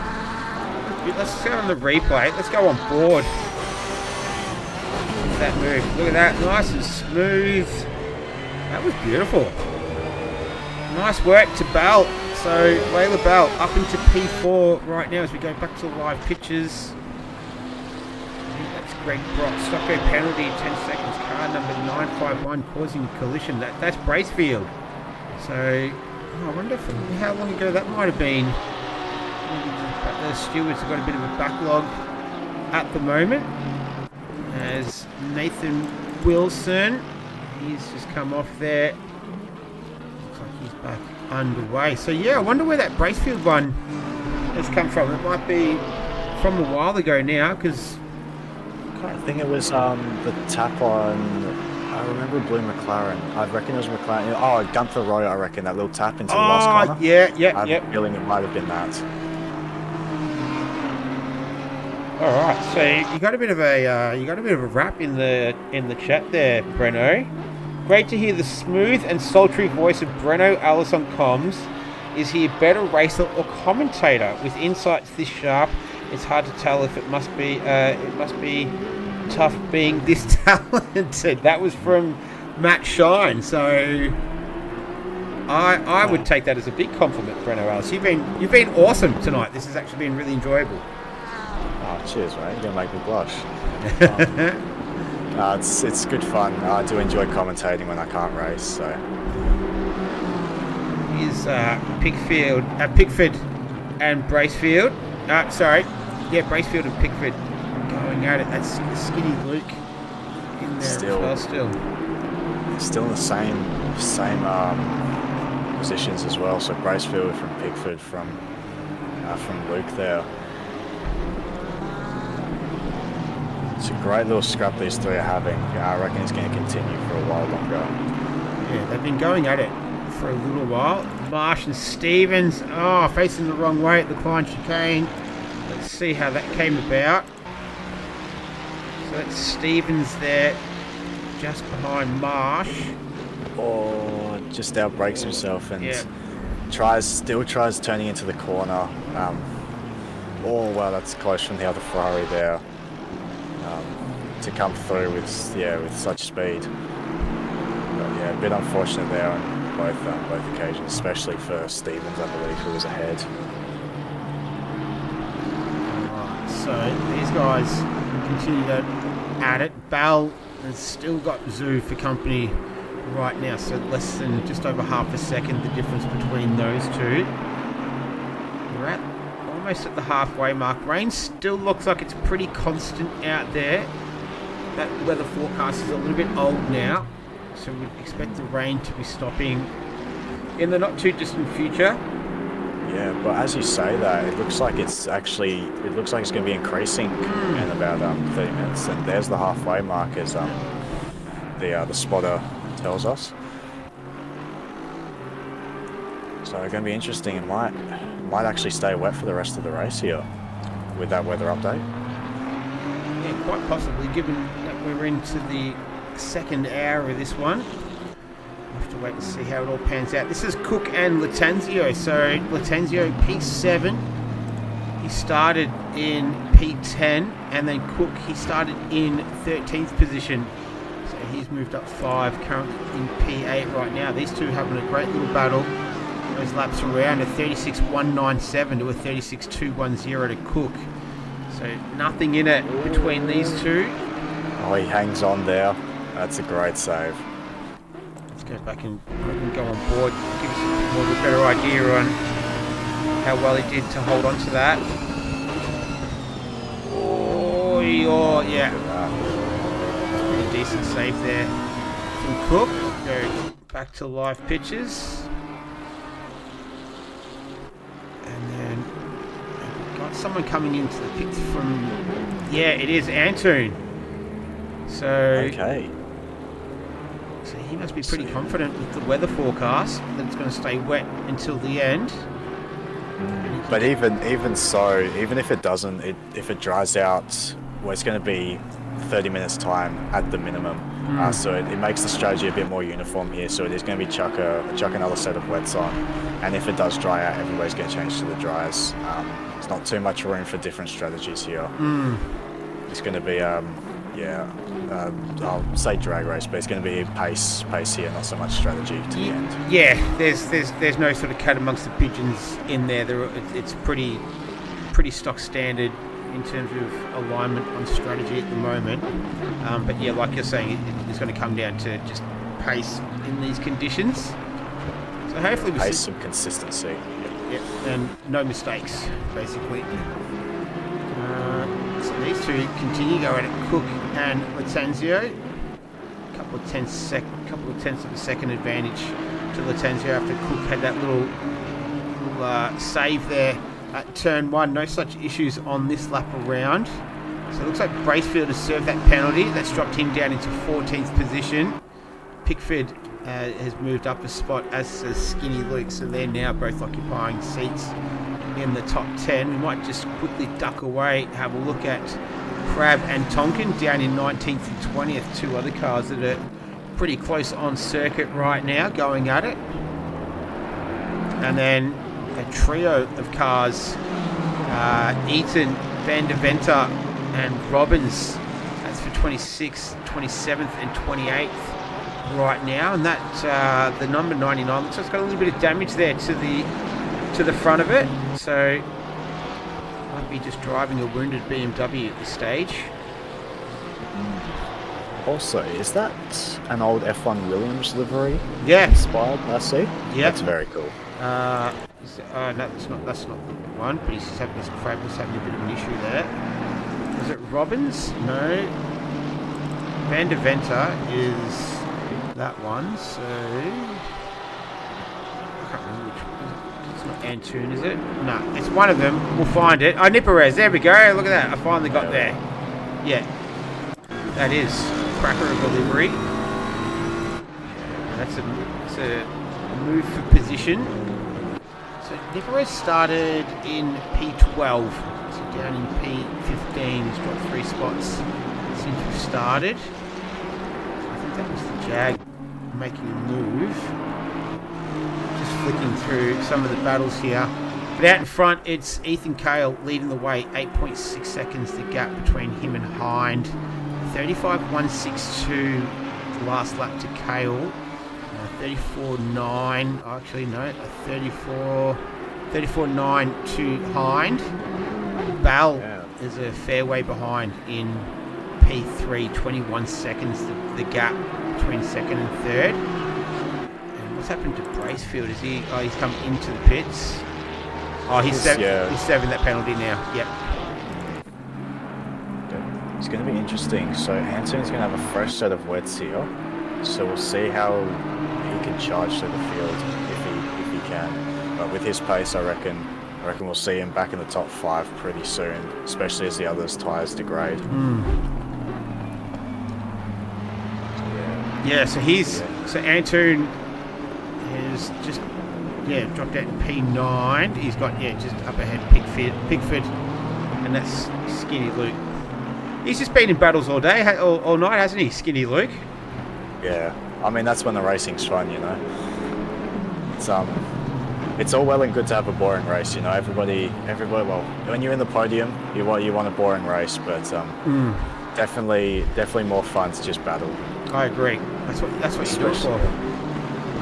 Oh, yep, 100%. It's definitely a lot of the reason I love the GT4s and even the M2s as well. The racing that you get with those is so much more exciting than the GT3s can be. Just because you can bang doors a little bit more, and they're a bit more robust, so you can have a bit more damage and not doesn't affect them as much. I was going to say it's a little bit more forgiving in the GT4s than it is the GT3s. Yeah. Alright, so this is Antoon trying to make his way past Pickford. So Antoon only just pitted a couple of laps ago. So he's going to go around the outside. This is race 4 position, so Pickford doesn't need to give this up. Truck's gone damp, Breno.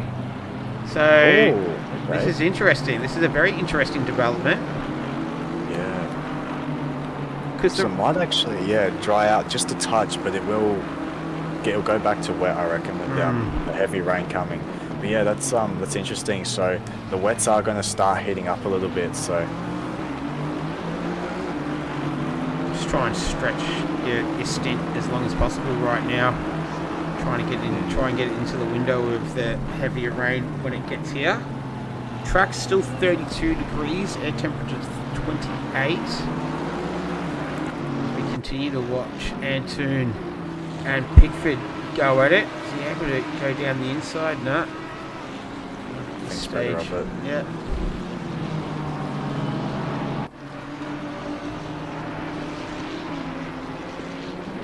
So these two. Oh, that is the 27. So.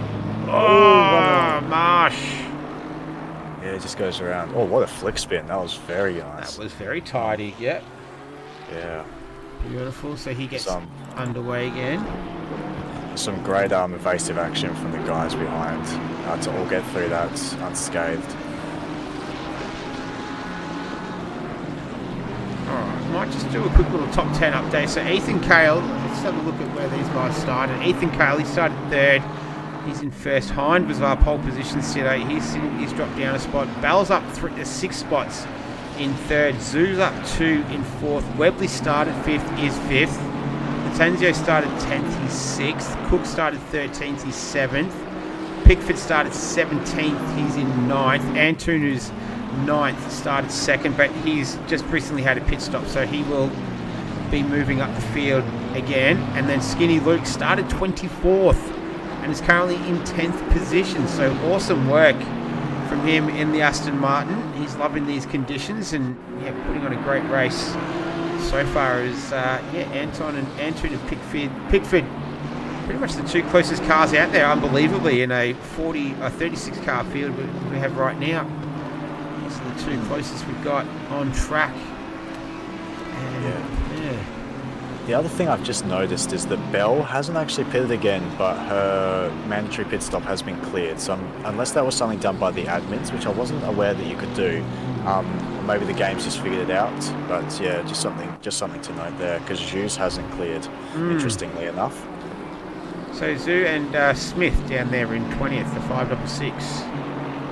Doesn't have doesn't have the green box next to his name at this stage either. Interesting. Oh, here we go. Antoon gets the run. Yep. And gets around it before the braking zone, so moves as good as done. Let's see what happened to Pickford there. It just goes wide and just lets the drive. Yeah. Just a tiny little mistake, and that's all it took for Antoon to sneak through there, as Zoo is in the pits. So making a stop. Interesting. We've got just under 50 minutes left. Could definitely get through to the end on that tank of fuel. Got another Ferrari looks like coming into the pits as well. But right now, Ethan Cale is our race leader. 9.2 seconds the gap. 135 flat that previous lap. 35.3 to Hind. So trying to make up some ground. But Ethan Cale has this one well in hand at this stage. Long way to go though. Just under halfway left in this one. As you say that, it looks like Joe has come in for his pit stop. So he's got a new fresh of wets on. So we'll see how he comes back through the field or where he ends up after everybody else does their second pit stop. Yeah, so the 45 come out in 10th position right now. So we'll monitor the progress of that car. As Moyen and Paulie, see how that all came about here. Because Paulie went into the pits, of course, sorry, my mistake. We'll back to live pictures very, very shortly.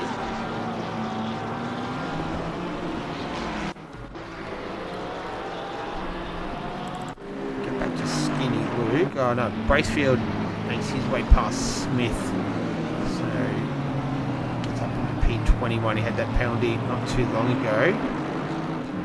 And he also pitted the lap after that as well by a scheduled pit stop, I believe. Yeah, so 3 minutes 45 on his stint. So he decided with that drive through, I've lost enough time, might as well just pit now. Yep. Looks like Skinny Luke gets past Pickford at the final turn. What happened there? It almost looked like he just let him past, eh? He ran a little bit deep. Yeah, there you go. He got on the grass. Yep. Skinny Luke goes through. So I wonder if he's starting to struggle with those tyres in the Bentley at the moment, because that's the second mistake we've seen in a couple of laps. So he might just be struggling a little bit at the moment.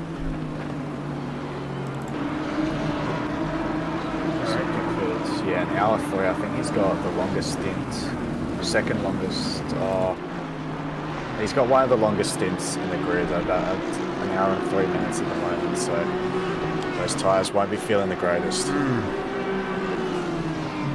So Antoon, he's got Cook now just up ahead of him, starting to move his way back up, as predicted by yourself, Breno, into the top 5. He's got Cook and Latenzio just up ahead. Last lap around, Antoon did a 34.197. Cook was a 36.7 and Latenzio was a 36.9. So he's definitely got the pace to get past. A little bit of door grubbing there as he gets past Cook and now moves himself up into P6. Let's go have a quick look at the replay. We'll go on board with him how that came about, how it looked. Ooh, that's tough one, I reckon. Yeah, a little bit of elbows out and makes his way past as we go back to live images. Here we are. And now he's got Nando Latenzio, so the Race on Oz league members. Quite familiar with Nando. So doing a good job right now, but up 5 positions, so yeah, doing very well. Yeah, he didn't have any practice for this one, so considering he's not done any practice, he's doing a pretty good job. Yeah. Right now. See if he can hold off Antoon or if he just lets him past. Yeah, well, he definitely doesn't quite have the pace right now, and there you go. Just hold off for now. And Antoon's all over him though. Just sneaks up the inside there. That is tight margins there. Yeah. Gets it done. Antoon. Yeah, back up into the top 5. As predicted. 33 seconds off of Webley ahead, but Webley and the 4 ahead do still have to pit. So now that he's got clean air, I reckon he'll be on a mad charge. Track still at damp, so it has been at damp for a few minutes now. Some other drivers making a pit stop. Aaes, he doesn't have any penalty next to his name. Paulie does, plus 5 seconds, so making his way into the pits. And then this is Kurt Moss. This is a battle with Baller in 25th and 26th, looking to go around the outside. A little bit of contact there. Both were able to continue on without any dramas. And so just having a look at Hignett and Wells, 1.1 seconds the difference between those two, 12th and 13th. And then Skinny Luke and Latenzio, I think they're going to resume their battle now that Antoon was able to get through. And we've got Kale and Hind. Kale, Hind and Bell are all at 1 hour and 5 since they've pitted. And Webley at 1 hour and 2. So should expect to see the top 4 making a pit stop not too far away, not in the not too distant future, as Hignett gets through on Wells. And then Skinny Luke is all over the back of the rear wing of Nando Latenzio, so a couple of Aston Martins putting in a pretty good show right now, 6th and 7th, those two as they head up the back straight towards the final turn. Builds the mirrors there again, trying to force a mistake into the chicane there, and he thought he might have just done it there from that angle, but no. Who's that ahead? Latenzio still gets the run. Yeah, so it looked like Brock was able to get ahead of Van de Venter as we go back to Skinny Luke and Latenzio. 43 minutes still to go. And yeah, should expect this top 4 group in. And it's going to be very interesting to see where Antoon filters out. Yep. He's got a 31 second gap to Webley. And to the leader, it's 1:16. Last pit stop that Kale made was a total of 1:06. So it's 10 seconds the difference between being in the lead, but he could make a fair chunk of time. He could get himself up into the top 3, at least as Latenzio makes a little mistake there. And Skinny Luke is able to take advantage and move himself up into P6. As Cook having a bit of a drama at the Klein chicane as well by the looks of things. And he's able to get going. He's down there in 13th position. So Pickford will be the one all over the back of the rear wing of the Latenzio as he regathers himself with Skinny Luke. But yeah, Antoon could be massive. That early pit stop is looking like it could be the way to go at this stage. Yeah, it does look like that. Looking at this here, he was only a tenth quicker that lap, but the previous lap he was 9 tenths quicker than Kale. So a couple more laps at that sort of pace, he could. Well, at this stage, oh, there we go. Kale jumps into the pits. It's Kale in the pits. So we'll see where he comes out. So I think Antoon is going to come out either just ahead or just behind Hind in second. Yeah. Hind is gone through. Out. Yeah. 36 dead, so a little bit slower, about a second slower than Antoon at this point in time. So Bell continues on. What about Webley? Let's see what Webley does. Going to stay out too. Kale still in there. Here's Antoon coming up through. Where's that? That is turn 8, I think. Coming into the hairpin. Yeah. So Kale's still in the pits. Kale is leaving the pits now. And Antoon is still hasn't even left the final corner yet, so Well, I reckon Kale's comfortably going to come out ahead. But we'll see if that gap changes, and you've got to you can't ignore the fact that it's going to take a couple of laps for Kale to get back up to race pace. Not to mention that it looks like he's going to catch some traffic as well, so this could really throw a spanner in the works. He's got a lot of traffic up ahead, doesn't he? He's got, a whole big group of cars up ahead. Yeah, there you go. You can see 4 of them just up there. So we'll see if Hind responds here. No, doesn't. Keeps on going around. Penalties for car 21 cleared by race control. There you go. Well, to be fair, Connor Hind has done 35.4 last lap, so only 5 tenths slower than Antoon on a brand new fresh of wets, brand new set of fresh wets. So he's not losing too much. Might be worth just hanging it out a little bit longer until those tyres really start to go off.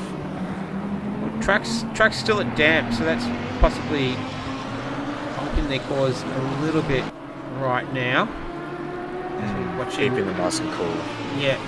So we're watching Carter and Wilson go at it. Kurt Moss is in the pits. But we'll just keep an eye on behind hour and 10. Behind him, Bell, Webley, hour and 7.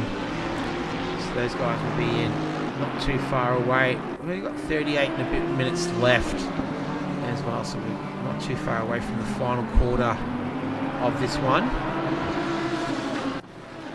There's Wilson and Carter.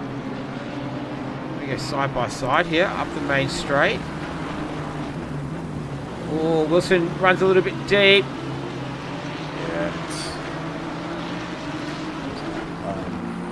Yeah, Carter goes through. Looks like Pickford. Oh, that's Moss. He's just come out of the pits. Right, so these two will resume their battle. And then in the meantime, so Hind continues to go around as well, so that it goes another lap.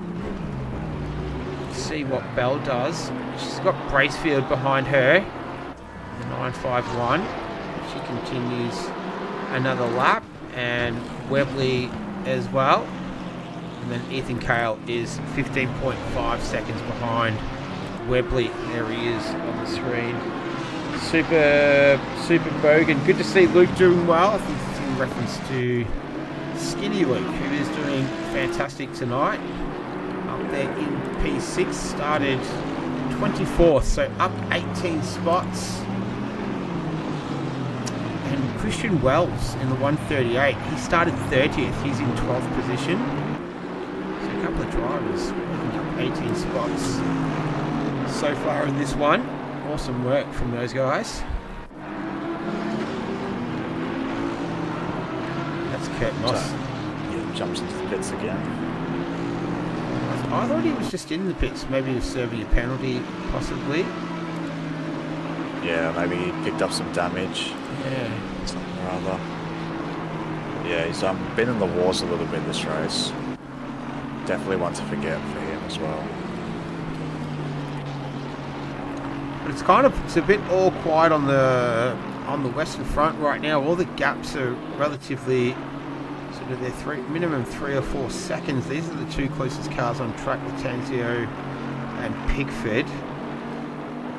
The rest of the field pretty well spread with a couple of cars in the pits. One of them is Moss and the other one is Quarantoto, and that car's been in the wars all night. And he's making the stop right now. So the gap. So Cale's stop was in total 1 minute and 6 seconds. Oh no, Pickford makes another mistake. I reckon those tyres have to be going off at this stage. Let's just see what happened here. Yeah. Oh, it just outbrakes himself. Yep. Yeah, gets it going pretty quickly though, so he didn't lose an awful amount of time. But yeah, at this stage, I don't think it's worth extending the stint much longer. You might as well just pit and have nice fresh tyres. You're not going to have too much fuel either with 35 minutes to go. As I say that, he jumps in. You've just been on the money the whole night, Bruno. You've been very impressive. Super Bogan in the chat. I'll get to that in a second.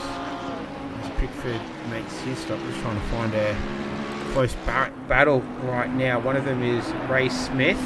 But yeah, Super Bogan Wells has been improving rapidly over the last few months. Good to see. There we go. So that's what it's all about. Just getting a little bit better than what you were.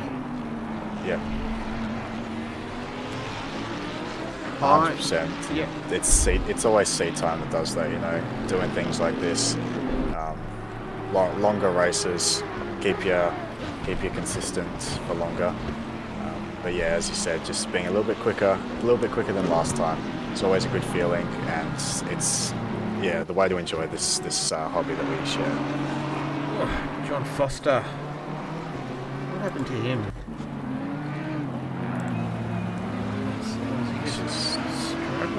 Oh, yeah, there we go.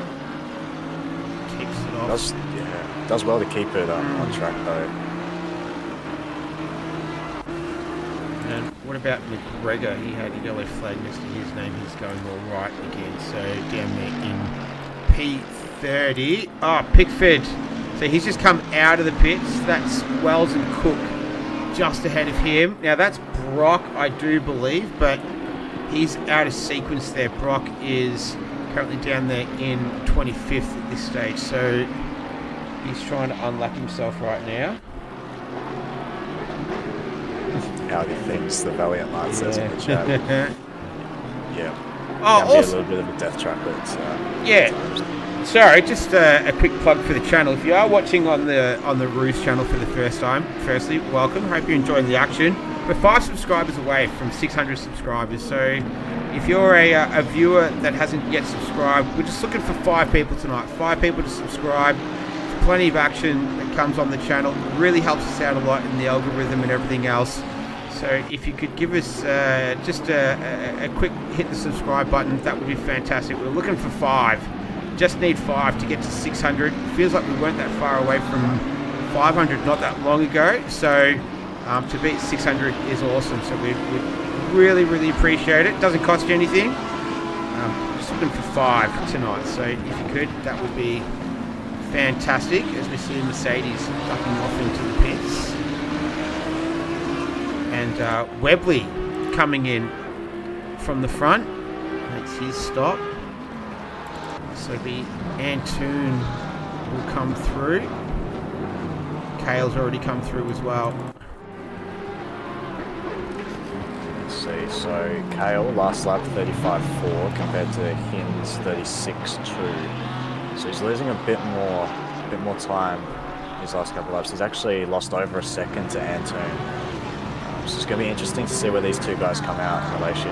Obviously, Hin's going to have the newer tyres, but I think he's lost a fair amount of time over the last 5 or so laps that he's tried overcutting. So As Hyde, I say that, yep. he jumps into the pits then.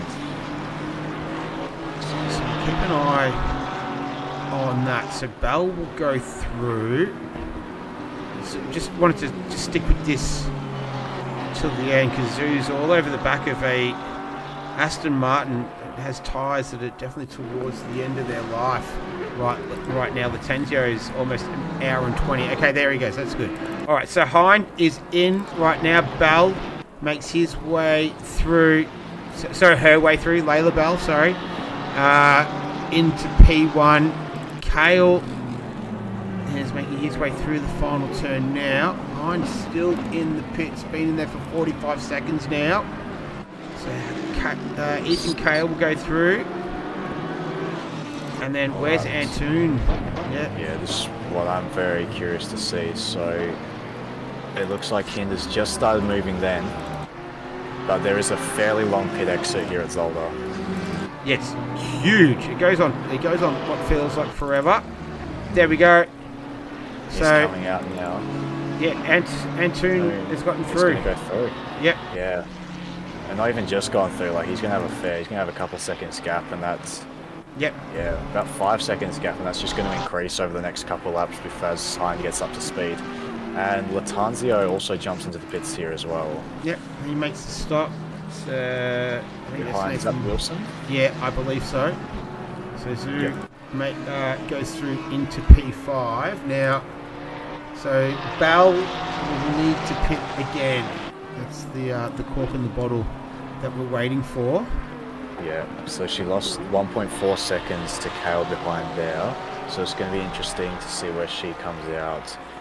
Well, compared to Zhu, because that's who she was fighting before. 36.3, so she's actually gained time on him. But yeah, we'll see where she comes out. So he's about 57 seconds behind at the moment, and we reckon a pit stop's what, about a minute 6? Yeah, about that. Yeah, a minute 6 to a minute 9. That's sort of the ballpark right now. Also, I think with a couple guys in the chat deciding to subscribe, I think you might have just hit the 600s. Woo! My maths is correct. Awesome! Massive thank you to everyone. 606, the Valiant Knights. Thank you, everyone. That is very much appreciated. It does wonders for our channel. Yeah, like I said, in the algorithm, and we do bring a lot of action here as well. You'll see all the AAES series as well over the coming weeks too. So massive thank you to everyone. That is an awesome effort. It's very much appreciated. Love the support. So thank you so much. This is Pickford sliding that Bentley out of, I think that was turn 4, I believe. Yeah, he's down there in P10. Where did he start, Pickford? He's had a good race. Michael Pickford started in 17th.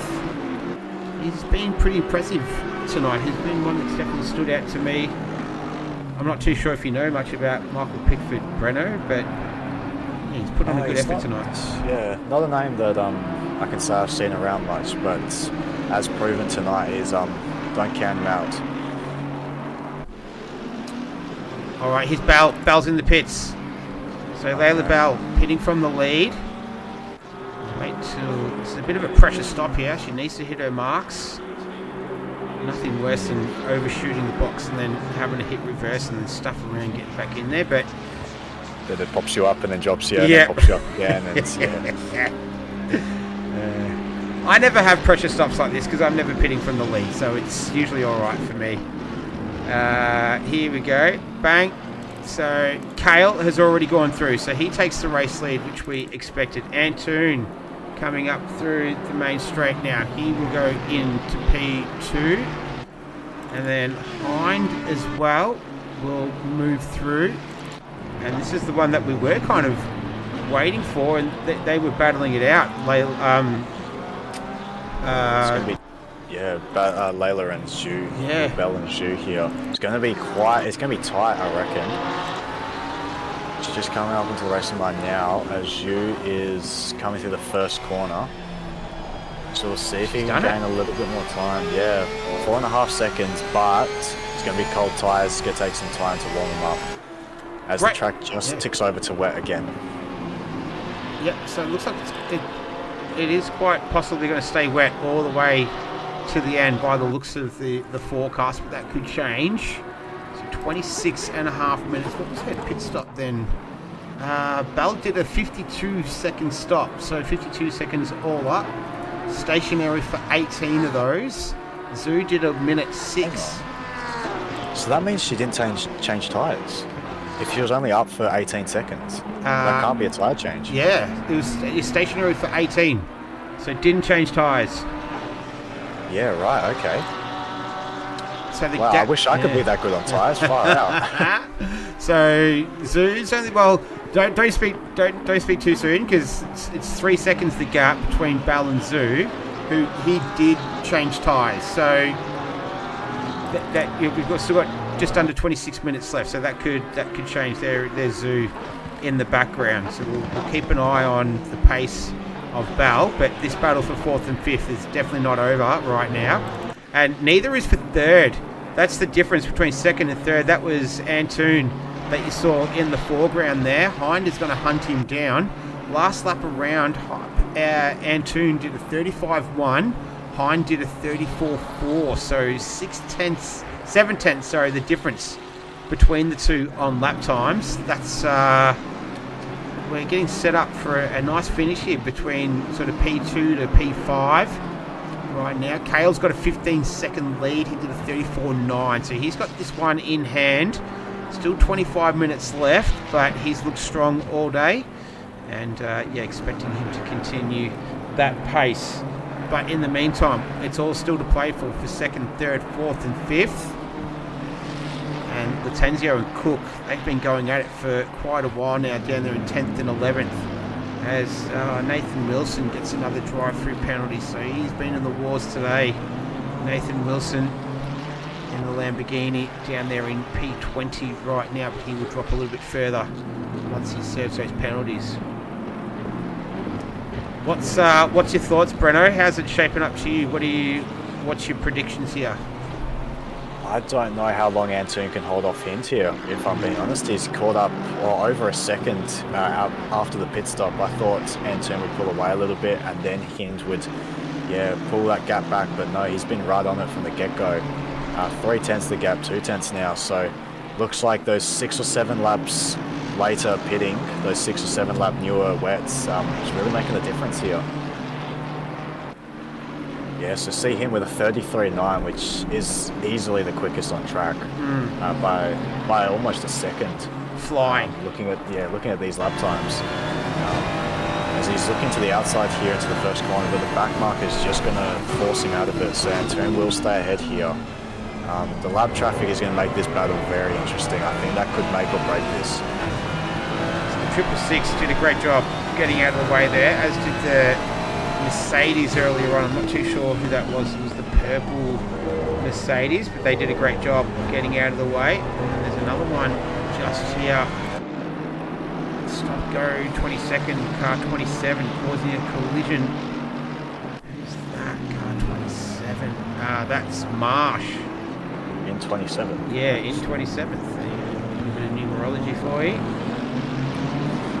We've got a few little spot fires going on around the track now. It was a bit of a lull there for sort of 10-15 minutes or so, but we've got lots of cars that are very close proximity to one another.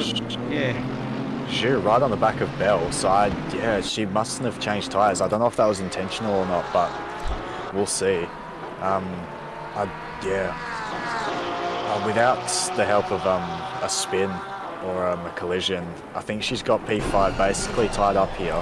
24 seconds the gap, even if she loses to Zhu, which I think is inevitable at this point. He's right all over the back of her at this point in time. It's just a matter of time before he makes the move. So the gap is super close to Antoon and Hind, which we'll get back to right now. Just get you across that. There you go. So Hind looking for a way past the BMW of Antoon. Doesn't get the run out the first chicane here. He's going to squeeze him to the inside, I reckon. Right, he's going to be able to do it under braking, I reckon. I don't think Antoon's going to be able to hold this, no. Antoon, so goes Hint. I think Antoon just saw him right at the last second there and just said, oh, no, I don't want to collect you. We'll keep on going. Because he's on track for a podium right now. He's got... and Zoo gets past. Oh, yeah. I'll quickly show the replay of that. Here we go. I think she just outbrakes herself into the chicane and just doesn't get the run. Yeah, it just goes wide. And Zhu goes through. So, yeah. So, Zhu up there in P4. And Antoon pitting. Interesting. That was, oh, what's he? Yeah. I don't think he had any damage. I didn't see him collide with anything. We'll see how long he's stationary for, but I think he might have just underfueled the car. Possibly. That's my guess. Unless he's decided the tyres are just not it and he's going to go for another set, but at this stage of the race, yeah, it didn't seem like he was losing that much time and it didn't look too sketchy, so...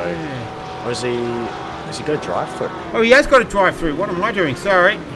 Oh, that's... Yeah, right, so Zhu goes up to third. Into third, wow.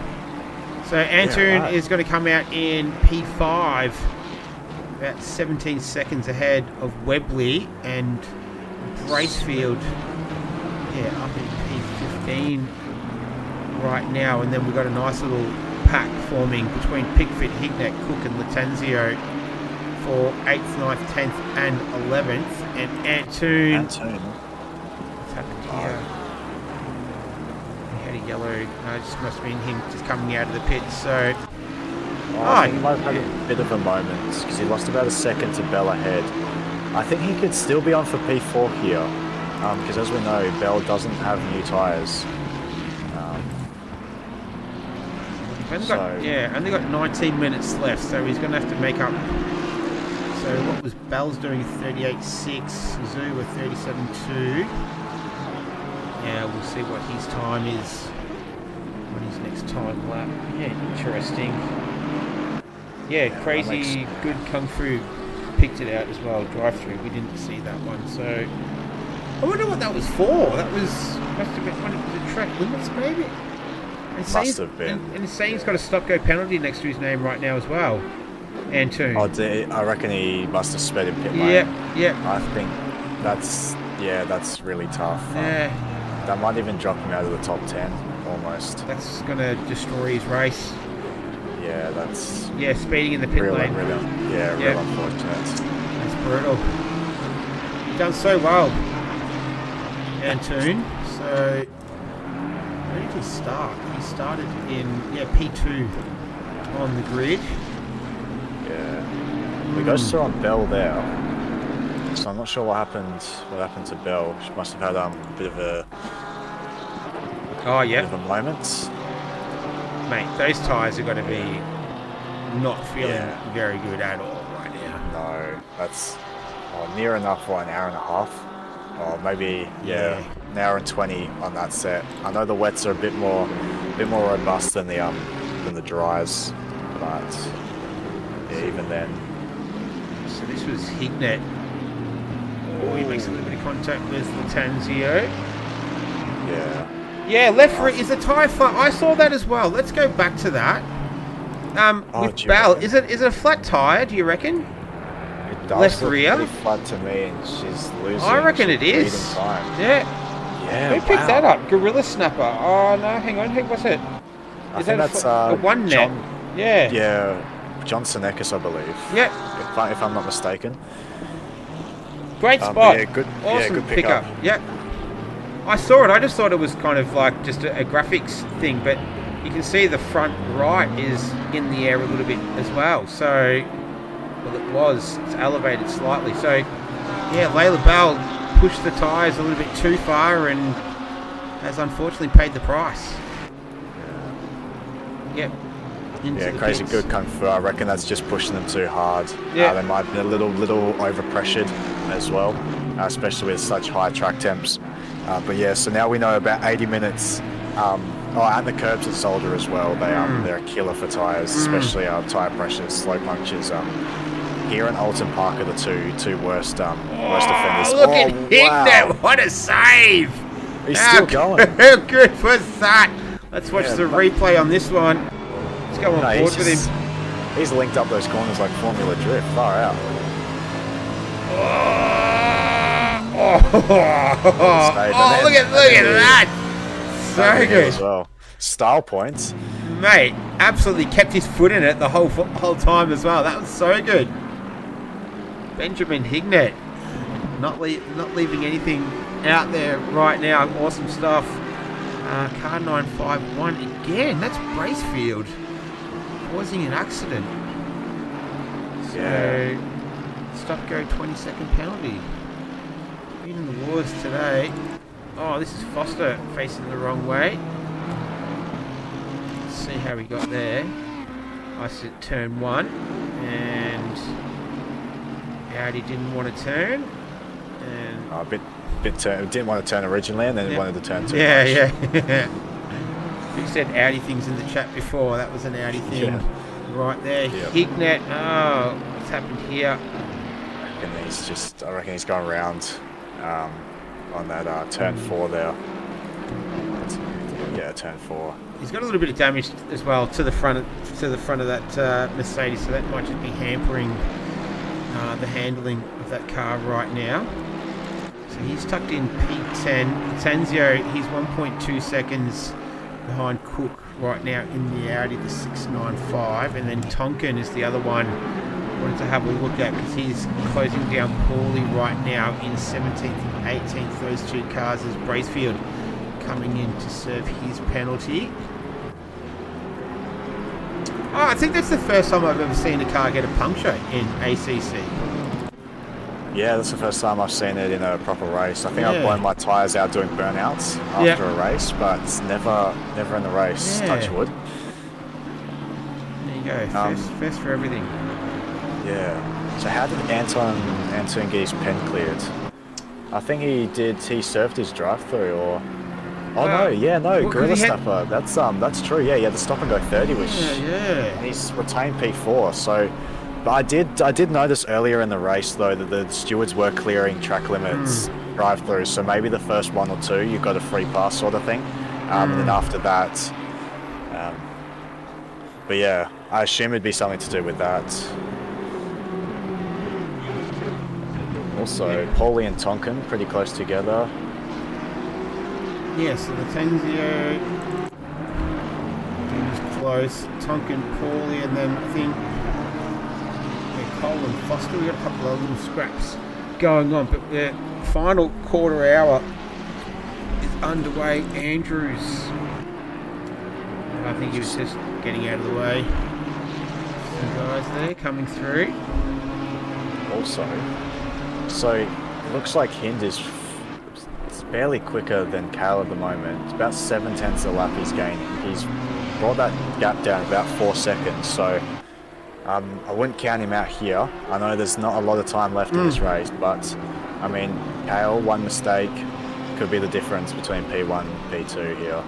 Well, Cale did a 35.3 on that lap, and Hind just did a 35.3, so maybe a little bit of traffic from Cale. Just got held up a little bit, but we'll keep an eye on it. 12.5 seconds the difference right now. Here's Belle, so she's put on a new set of tyres, and she's got Herod just up ahead. Where did Herod start? Herod started 14th, so currently P11, so that's progress. Always a good feeling to move up in the field.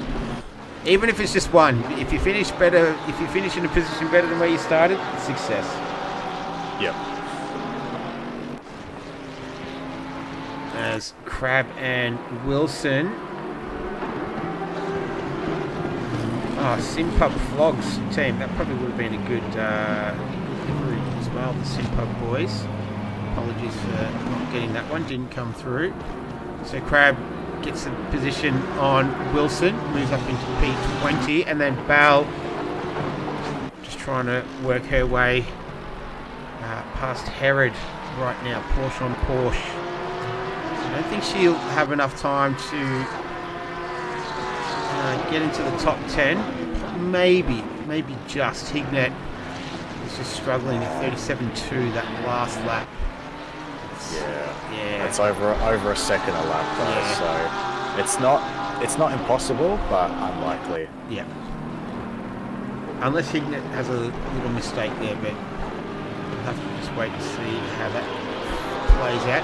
11.9 seconds now the gap between Kale and Hind. So once again, 35.270 to Kale, 34.320 to Hind. So Hind definitely pumping in some fast laps right now, but that gap still maintained at around about 12 seconds. As the 117 clears its penalty, that's crab. Also, it says in the chat that Herod also had a stop and go 20, so to be ahead of where he started, plus that penalty, it's a great recovery drive. So this is Kurt Moss. This is for position between him and Greg Brock. So Moss started P8 and just had a bit of a shocker right from the get-go, didn't he? It was been a tough time of it, but he's continued to battle away. I think he's from Jamaican, but he's living in New York. I think that's what we were able to decipher in the chat when we did the 3 hours of Spa. Nonetheless, it's very early in the morning, I believe, for him. Yep. As he goes off there, it's a little bit of hip and shoulder there. He did it by himself. Let's see. I know they were coming side by side through there.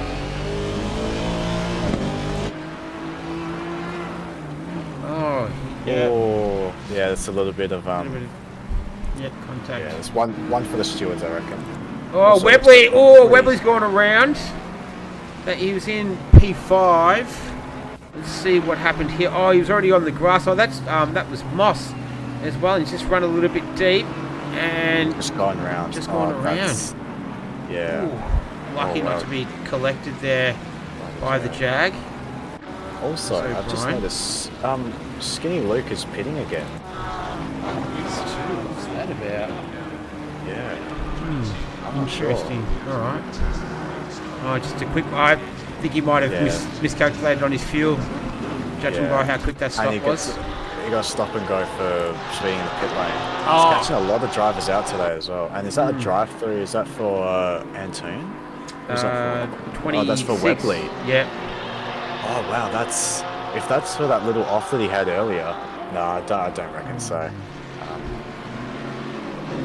Couldn't see what that would be for though. I think Pickford and Webley have just swapped positions, as has Bell and Herod. Drive through for track limits 450. Who's that? 450. Herod, I believe. Oh, that's what we're watching on screen.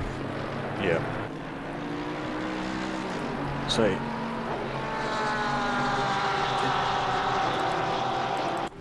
Oh, this is Latanzio and Webley. Oh, so Webley's in the pits. What's happened to Luke? I think he's DC'd. Oh no! I don't see him anywhere on my timing screen. Oh, I think he has as well. Oh no! That's heartbreaking. He was on for such a good race as well, and last night he had one to forget as well. So, that's the worst way to lose a result is disconnection. Well, that was Bracefield last week in the ATR 1000. I saw that. Yeah. They were running about P5, P4 as well. They were up there. They were having a great run. Yeah. So, that sucks. That's so brutal. And within the final 10 minutes, that's heartbreaking. Yeah. Yeah. Unfortunately, that's it's as good as a mechanical failure, isn't it? It's sort of in sim racing. So, he had such a great race. Lots of entertainment from him. Yeah. The yellow flag from Wells here. Yeah, not too sure. Kind of a little slowly. That's Antoon going up the inside. Yeah. Wasn't any contact, and I think he was trying to let him go, and it's very hard to, once you go on the outside for that corner, there's no grip. Yeah. Also, maybe my eyes deceived me, but it did look as if he might have had a puncture. The rear of his car was squatting a little bit towards one side, so... Wells? Oh, I reckon I reckon you're right. Yes. Yeah, he's going fairly slowly as well, so looks like he might push the tyres too far or... Yep. I reckon you're spot on. Great pickup. Yep. Yeah, oh, you can see, is it a rear right, maybe? It's rear left again. Same as Bell. Ah, yeah, it is rear left, yep. Oh, and you struggle to pull that thing up. Only 3 wheels on the ground. Alright, we'll leave him, get back to the pits. Tonkin still battling it out with Smith, and oh yeah, that's Wells still. Yeah, just scampering back to the pits. Oh, is this another one maybe? This is McGregor. Not too, doesn't look like it. Ooh. Nah. No. Alright, so he's Moss and Stevens, they swap positions. Moss moves up into P25. Tonkin as well. I think we might have lost another one in there somewhere. We're down to 34. I think we started with 41.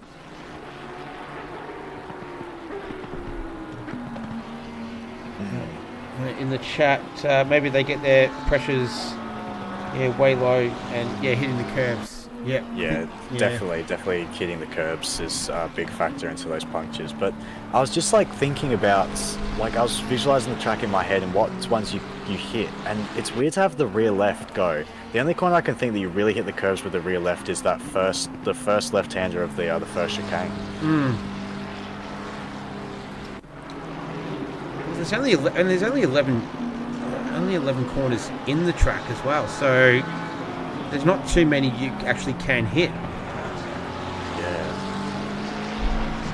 Watching Tonkin though just barge his way across the curbs. Kind of makes you think it's not surprising. Oh, and again. Yeah, it's definitely. So 4 minutes and a change left. It's 8.868. Well, it was at 9 seconds the gap now between Hind and Cale. It was 12 seconds a couple of laps ago, so it has come down. Cale that last lap at 136.1, Hind at 135 flat. So definitely a significant advantage on that last lap, but that might have been a little bit of lap traffic from Cale. It's going to take it's going to take a minor miracle for Hind at this stage, and Cale's got this one. He's been up the front for the majority, so I mean, give it another 20-25 minutes, I think it might have been a different story, but that's what's how far over did Hind overcut him? It's about 6 or 7 laps, I reckon, or 5 or so laps. So yeah, that's the difference that 5 laps newer tyres can do. And Tonkin just bumps that Smith ahead. So yeah, I believe there'll probably be a penalty coming his way for that one, unfortunately. Just down the inside and contact. Yeah. Back to my pictures. And then Bell and Hignett going at it. So Bell after that puncture, she's down there in P9.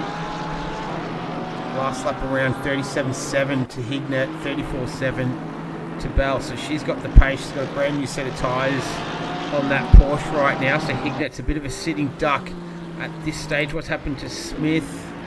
He's continued on. Alright. And as I went away for a moment, Bell got through. Let's have a look at how she did that.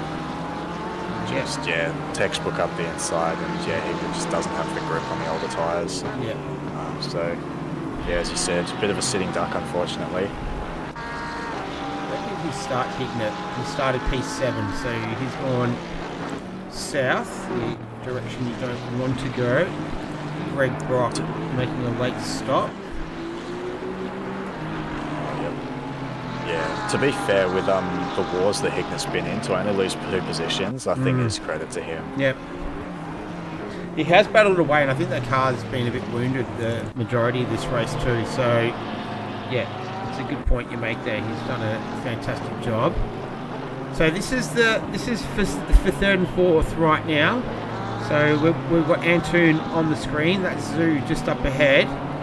In P3, Latenzio making a late stop, so maybe he miscalculated on the fuel as well, as we've only got just over 90 seconds remaining in this one. This lap time around to the 45, it is going to be a 1 minute 36.5. What does Anton do? 1:36.3. So a couple of tenths. The gap is at 1.4, and we're not too far away from getting the signal. That'll be the final lap. Where is Ethan Cale? He is... Oh yeah, he's just coming up towards... I think that's turn... Where is it? Oh, that's at turn 8. Yep, so... Yeah, the hairpin. Yeah. It's not going to be... It'll be one more lap. So once he crosses the line, we will get the signal. And so he started, P4 on the grid. He's been fast in the practice during the week. Okay, the leader is on the final lap now. Give it all you can. Yep, there we go. So we'll keep a track of his progress. Latenzio, who's just come out of the pits. What do you got, Breno? It looks like Skinny Luke has joined us in the chat, and he said devastated, rear puncture, all pressure gone. Seems like you can't make a set of wets go for an hour and a half. Oh, that's why. But we thought you disconnected, mate. But yeah, no, that's tough. We've had a couple of the other guys get punctures as well. Bell and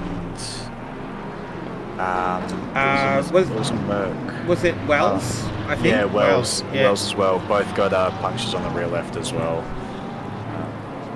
So awesome effort, mate. Up until that point. We're thoroughly enjoying watching him tonight. Yeah. So, Antoon has got a lap now to try and make a move past Zoo. This is the fight for the podium position, but we'll quickly flick across to Ethan Cale because he's just coming through turn 8 now, and he is not too far away from finishing his lap, which will be the last one of the race for him. As he makes his teammate just ahead. Yeah, so awesome work from Ethan Cale. Started P4 as race is gone along in P1 for the majority of the night, and a massive congratulations to him. The number 52 is the race winner, round number 1 for the AAES Summer Series. Congratulations, Ethan Cale. Well great, done. Awesome drive Yep. from him. His hind was going to come home in P2. Great drive from him, and then this is what we're watching for P3. We're watching Zoo sliding in the Porsche, being hounded by Antoon all the way to the very end. It's got about half a lap still to go. This is going to be super close. Doesn't defend the inside. Antoon doesn't go for it. Doesn't think he's close enough. Scares him out the exit. Oh, this is close. No, he just takes too much speed and doesn't get the drive out. I think Zhu's going to hold on here. Yeah, that's Hignett just up ahead. So he's not going to come into play here. So Zoo, well done. John Zoo in the number 45. He's going to come home in P3. Congratulations. Awesome drive from him, and Antoon pushed him all the way for P4. Well done to the number 3 driver. Pickford will come home in 5th. Great drive from him. Cook doing some burnouts there in 6th. 7th is Bell. 8th is Hignett. Latenzio is going to come home in P9. Great drive from him. Well done, Nando Latenzio. 10th is Moyen. We barely even saw Tafik Moyen all night, but he comes home in P10. Herod in 11th. 12th is going to be Carter, and I think Wilson and Moss, Foster and Cole are the only other drivers on a lap right now. But Carter just coming through the final turn now. The number 559 Lamborghini comes home and takes P number 12. Well done to him. 13th was Tonkin, Smith, Bracefield, Wilson, Eaton, Crabb, Andrews, Robbins, Wells, Moss, Stevens, Marsh, Van de Venter, Foster, Cole, O'Brien and Brock. But there was only one man who took home P1. Well done, Ethan Cale. Great work from him. What were your thoughts, Breno? And it was a pleasure to have you, by the way. Absolutely thoroughly enjoyed that. Mate, I enjoyed being here. I reckon if I can make the other 2 rounds, I'll be happy to jump in the comms box with you. Happy to have you. No, that was a great race. The weather made it very interesting. Strategy at the start wasn't what I was expecting. If I was out there, I think I would have tried braving out the wets, knowing that the rain was coming in a couple minutes' time. It would have been interesting to see how somebody would have done doing that strategy. I think Tonkin did start on the wets, but obviously he had a couple more incidents throughout, so it was tough to see how that could have paid out. But yeah, again, the weather made it really interesting. A great drive from the top three. Zhu sneaks in a podium there by just keeping it clean and consistent. And you know, that's what it is with these 2-hour races. And in any enduro, it's not really outright pace, it's just your consistency. Yep, I agree. Just having a look at some of the big movers as well. Marsh started 40th, finished in 22nd.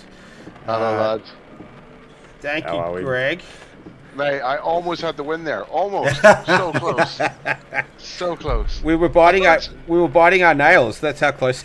How close it was. I was like 5 minutes ago. I thought, oh my god, I'm actually going to finish the race without wrecking the car. What? No. Any chance we can get any of the drivers in the chat at all? Yeah, 2 seconds, mate. I'll go and grab some. Awesome. Yeah, it'd be great to hear from some of the guys. Actually, what I'll do is I'll need to move you guys up because I don't think they can join down here. Ah, right. Okay.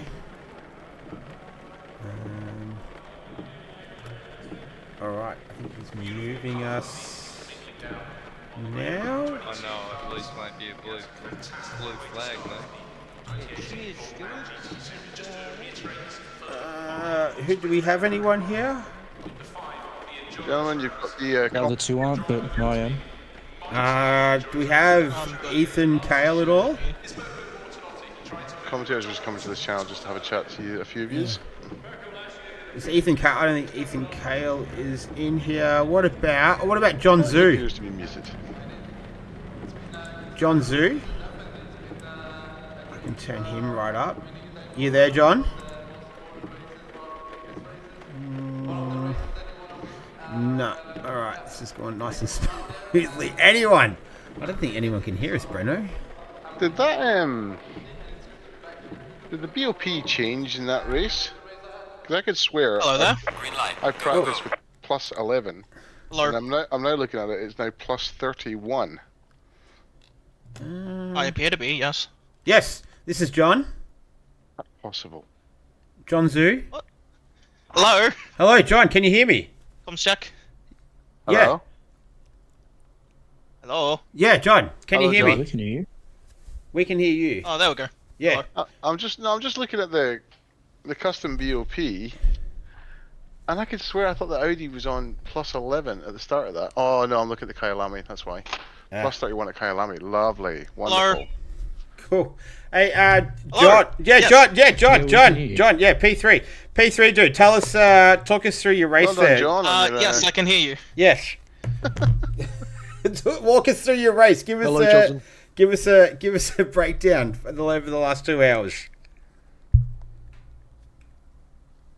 Gentlemen, I'm going to shoot off. Catch Yeah. you all in a couple of weeks. See ya. Cheers, Greg. See you later, mate. Yeah, I've got to shoot off as well. Great race. You top three, awesome. It was great to commentate, and there was battles all throughout. So can't wait for the next race. Awesome. Wait, hold on, what's happening? Yeah, John. Just give us a breakdown of the last 2 hours. You can finish watching the cricket now. Right. All right. Cool. We'll work on getting this part of the stream done next time. So I'll get out of there. All right, everyone. Join us again a couple of weeks' time. We're going to be at Kyalami, which is going to be fun. So you'll see that again here on the Ruse TV channel. Stick around. We've got Ruse PC League back tomorrow, Monday night, which will be fun. But yeah, thanks to everyone in the chat as well. Thanks for everyone for dropping by, checking us out.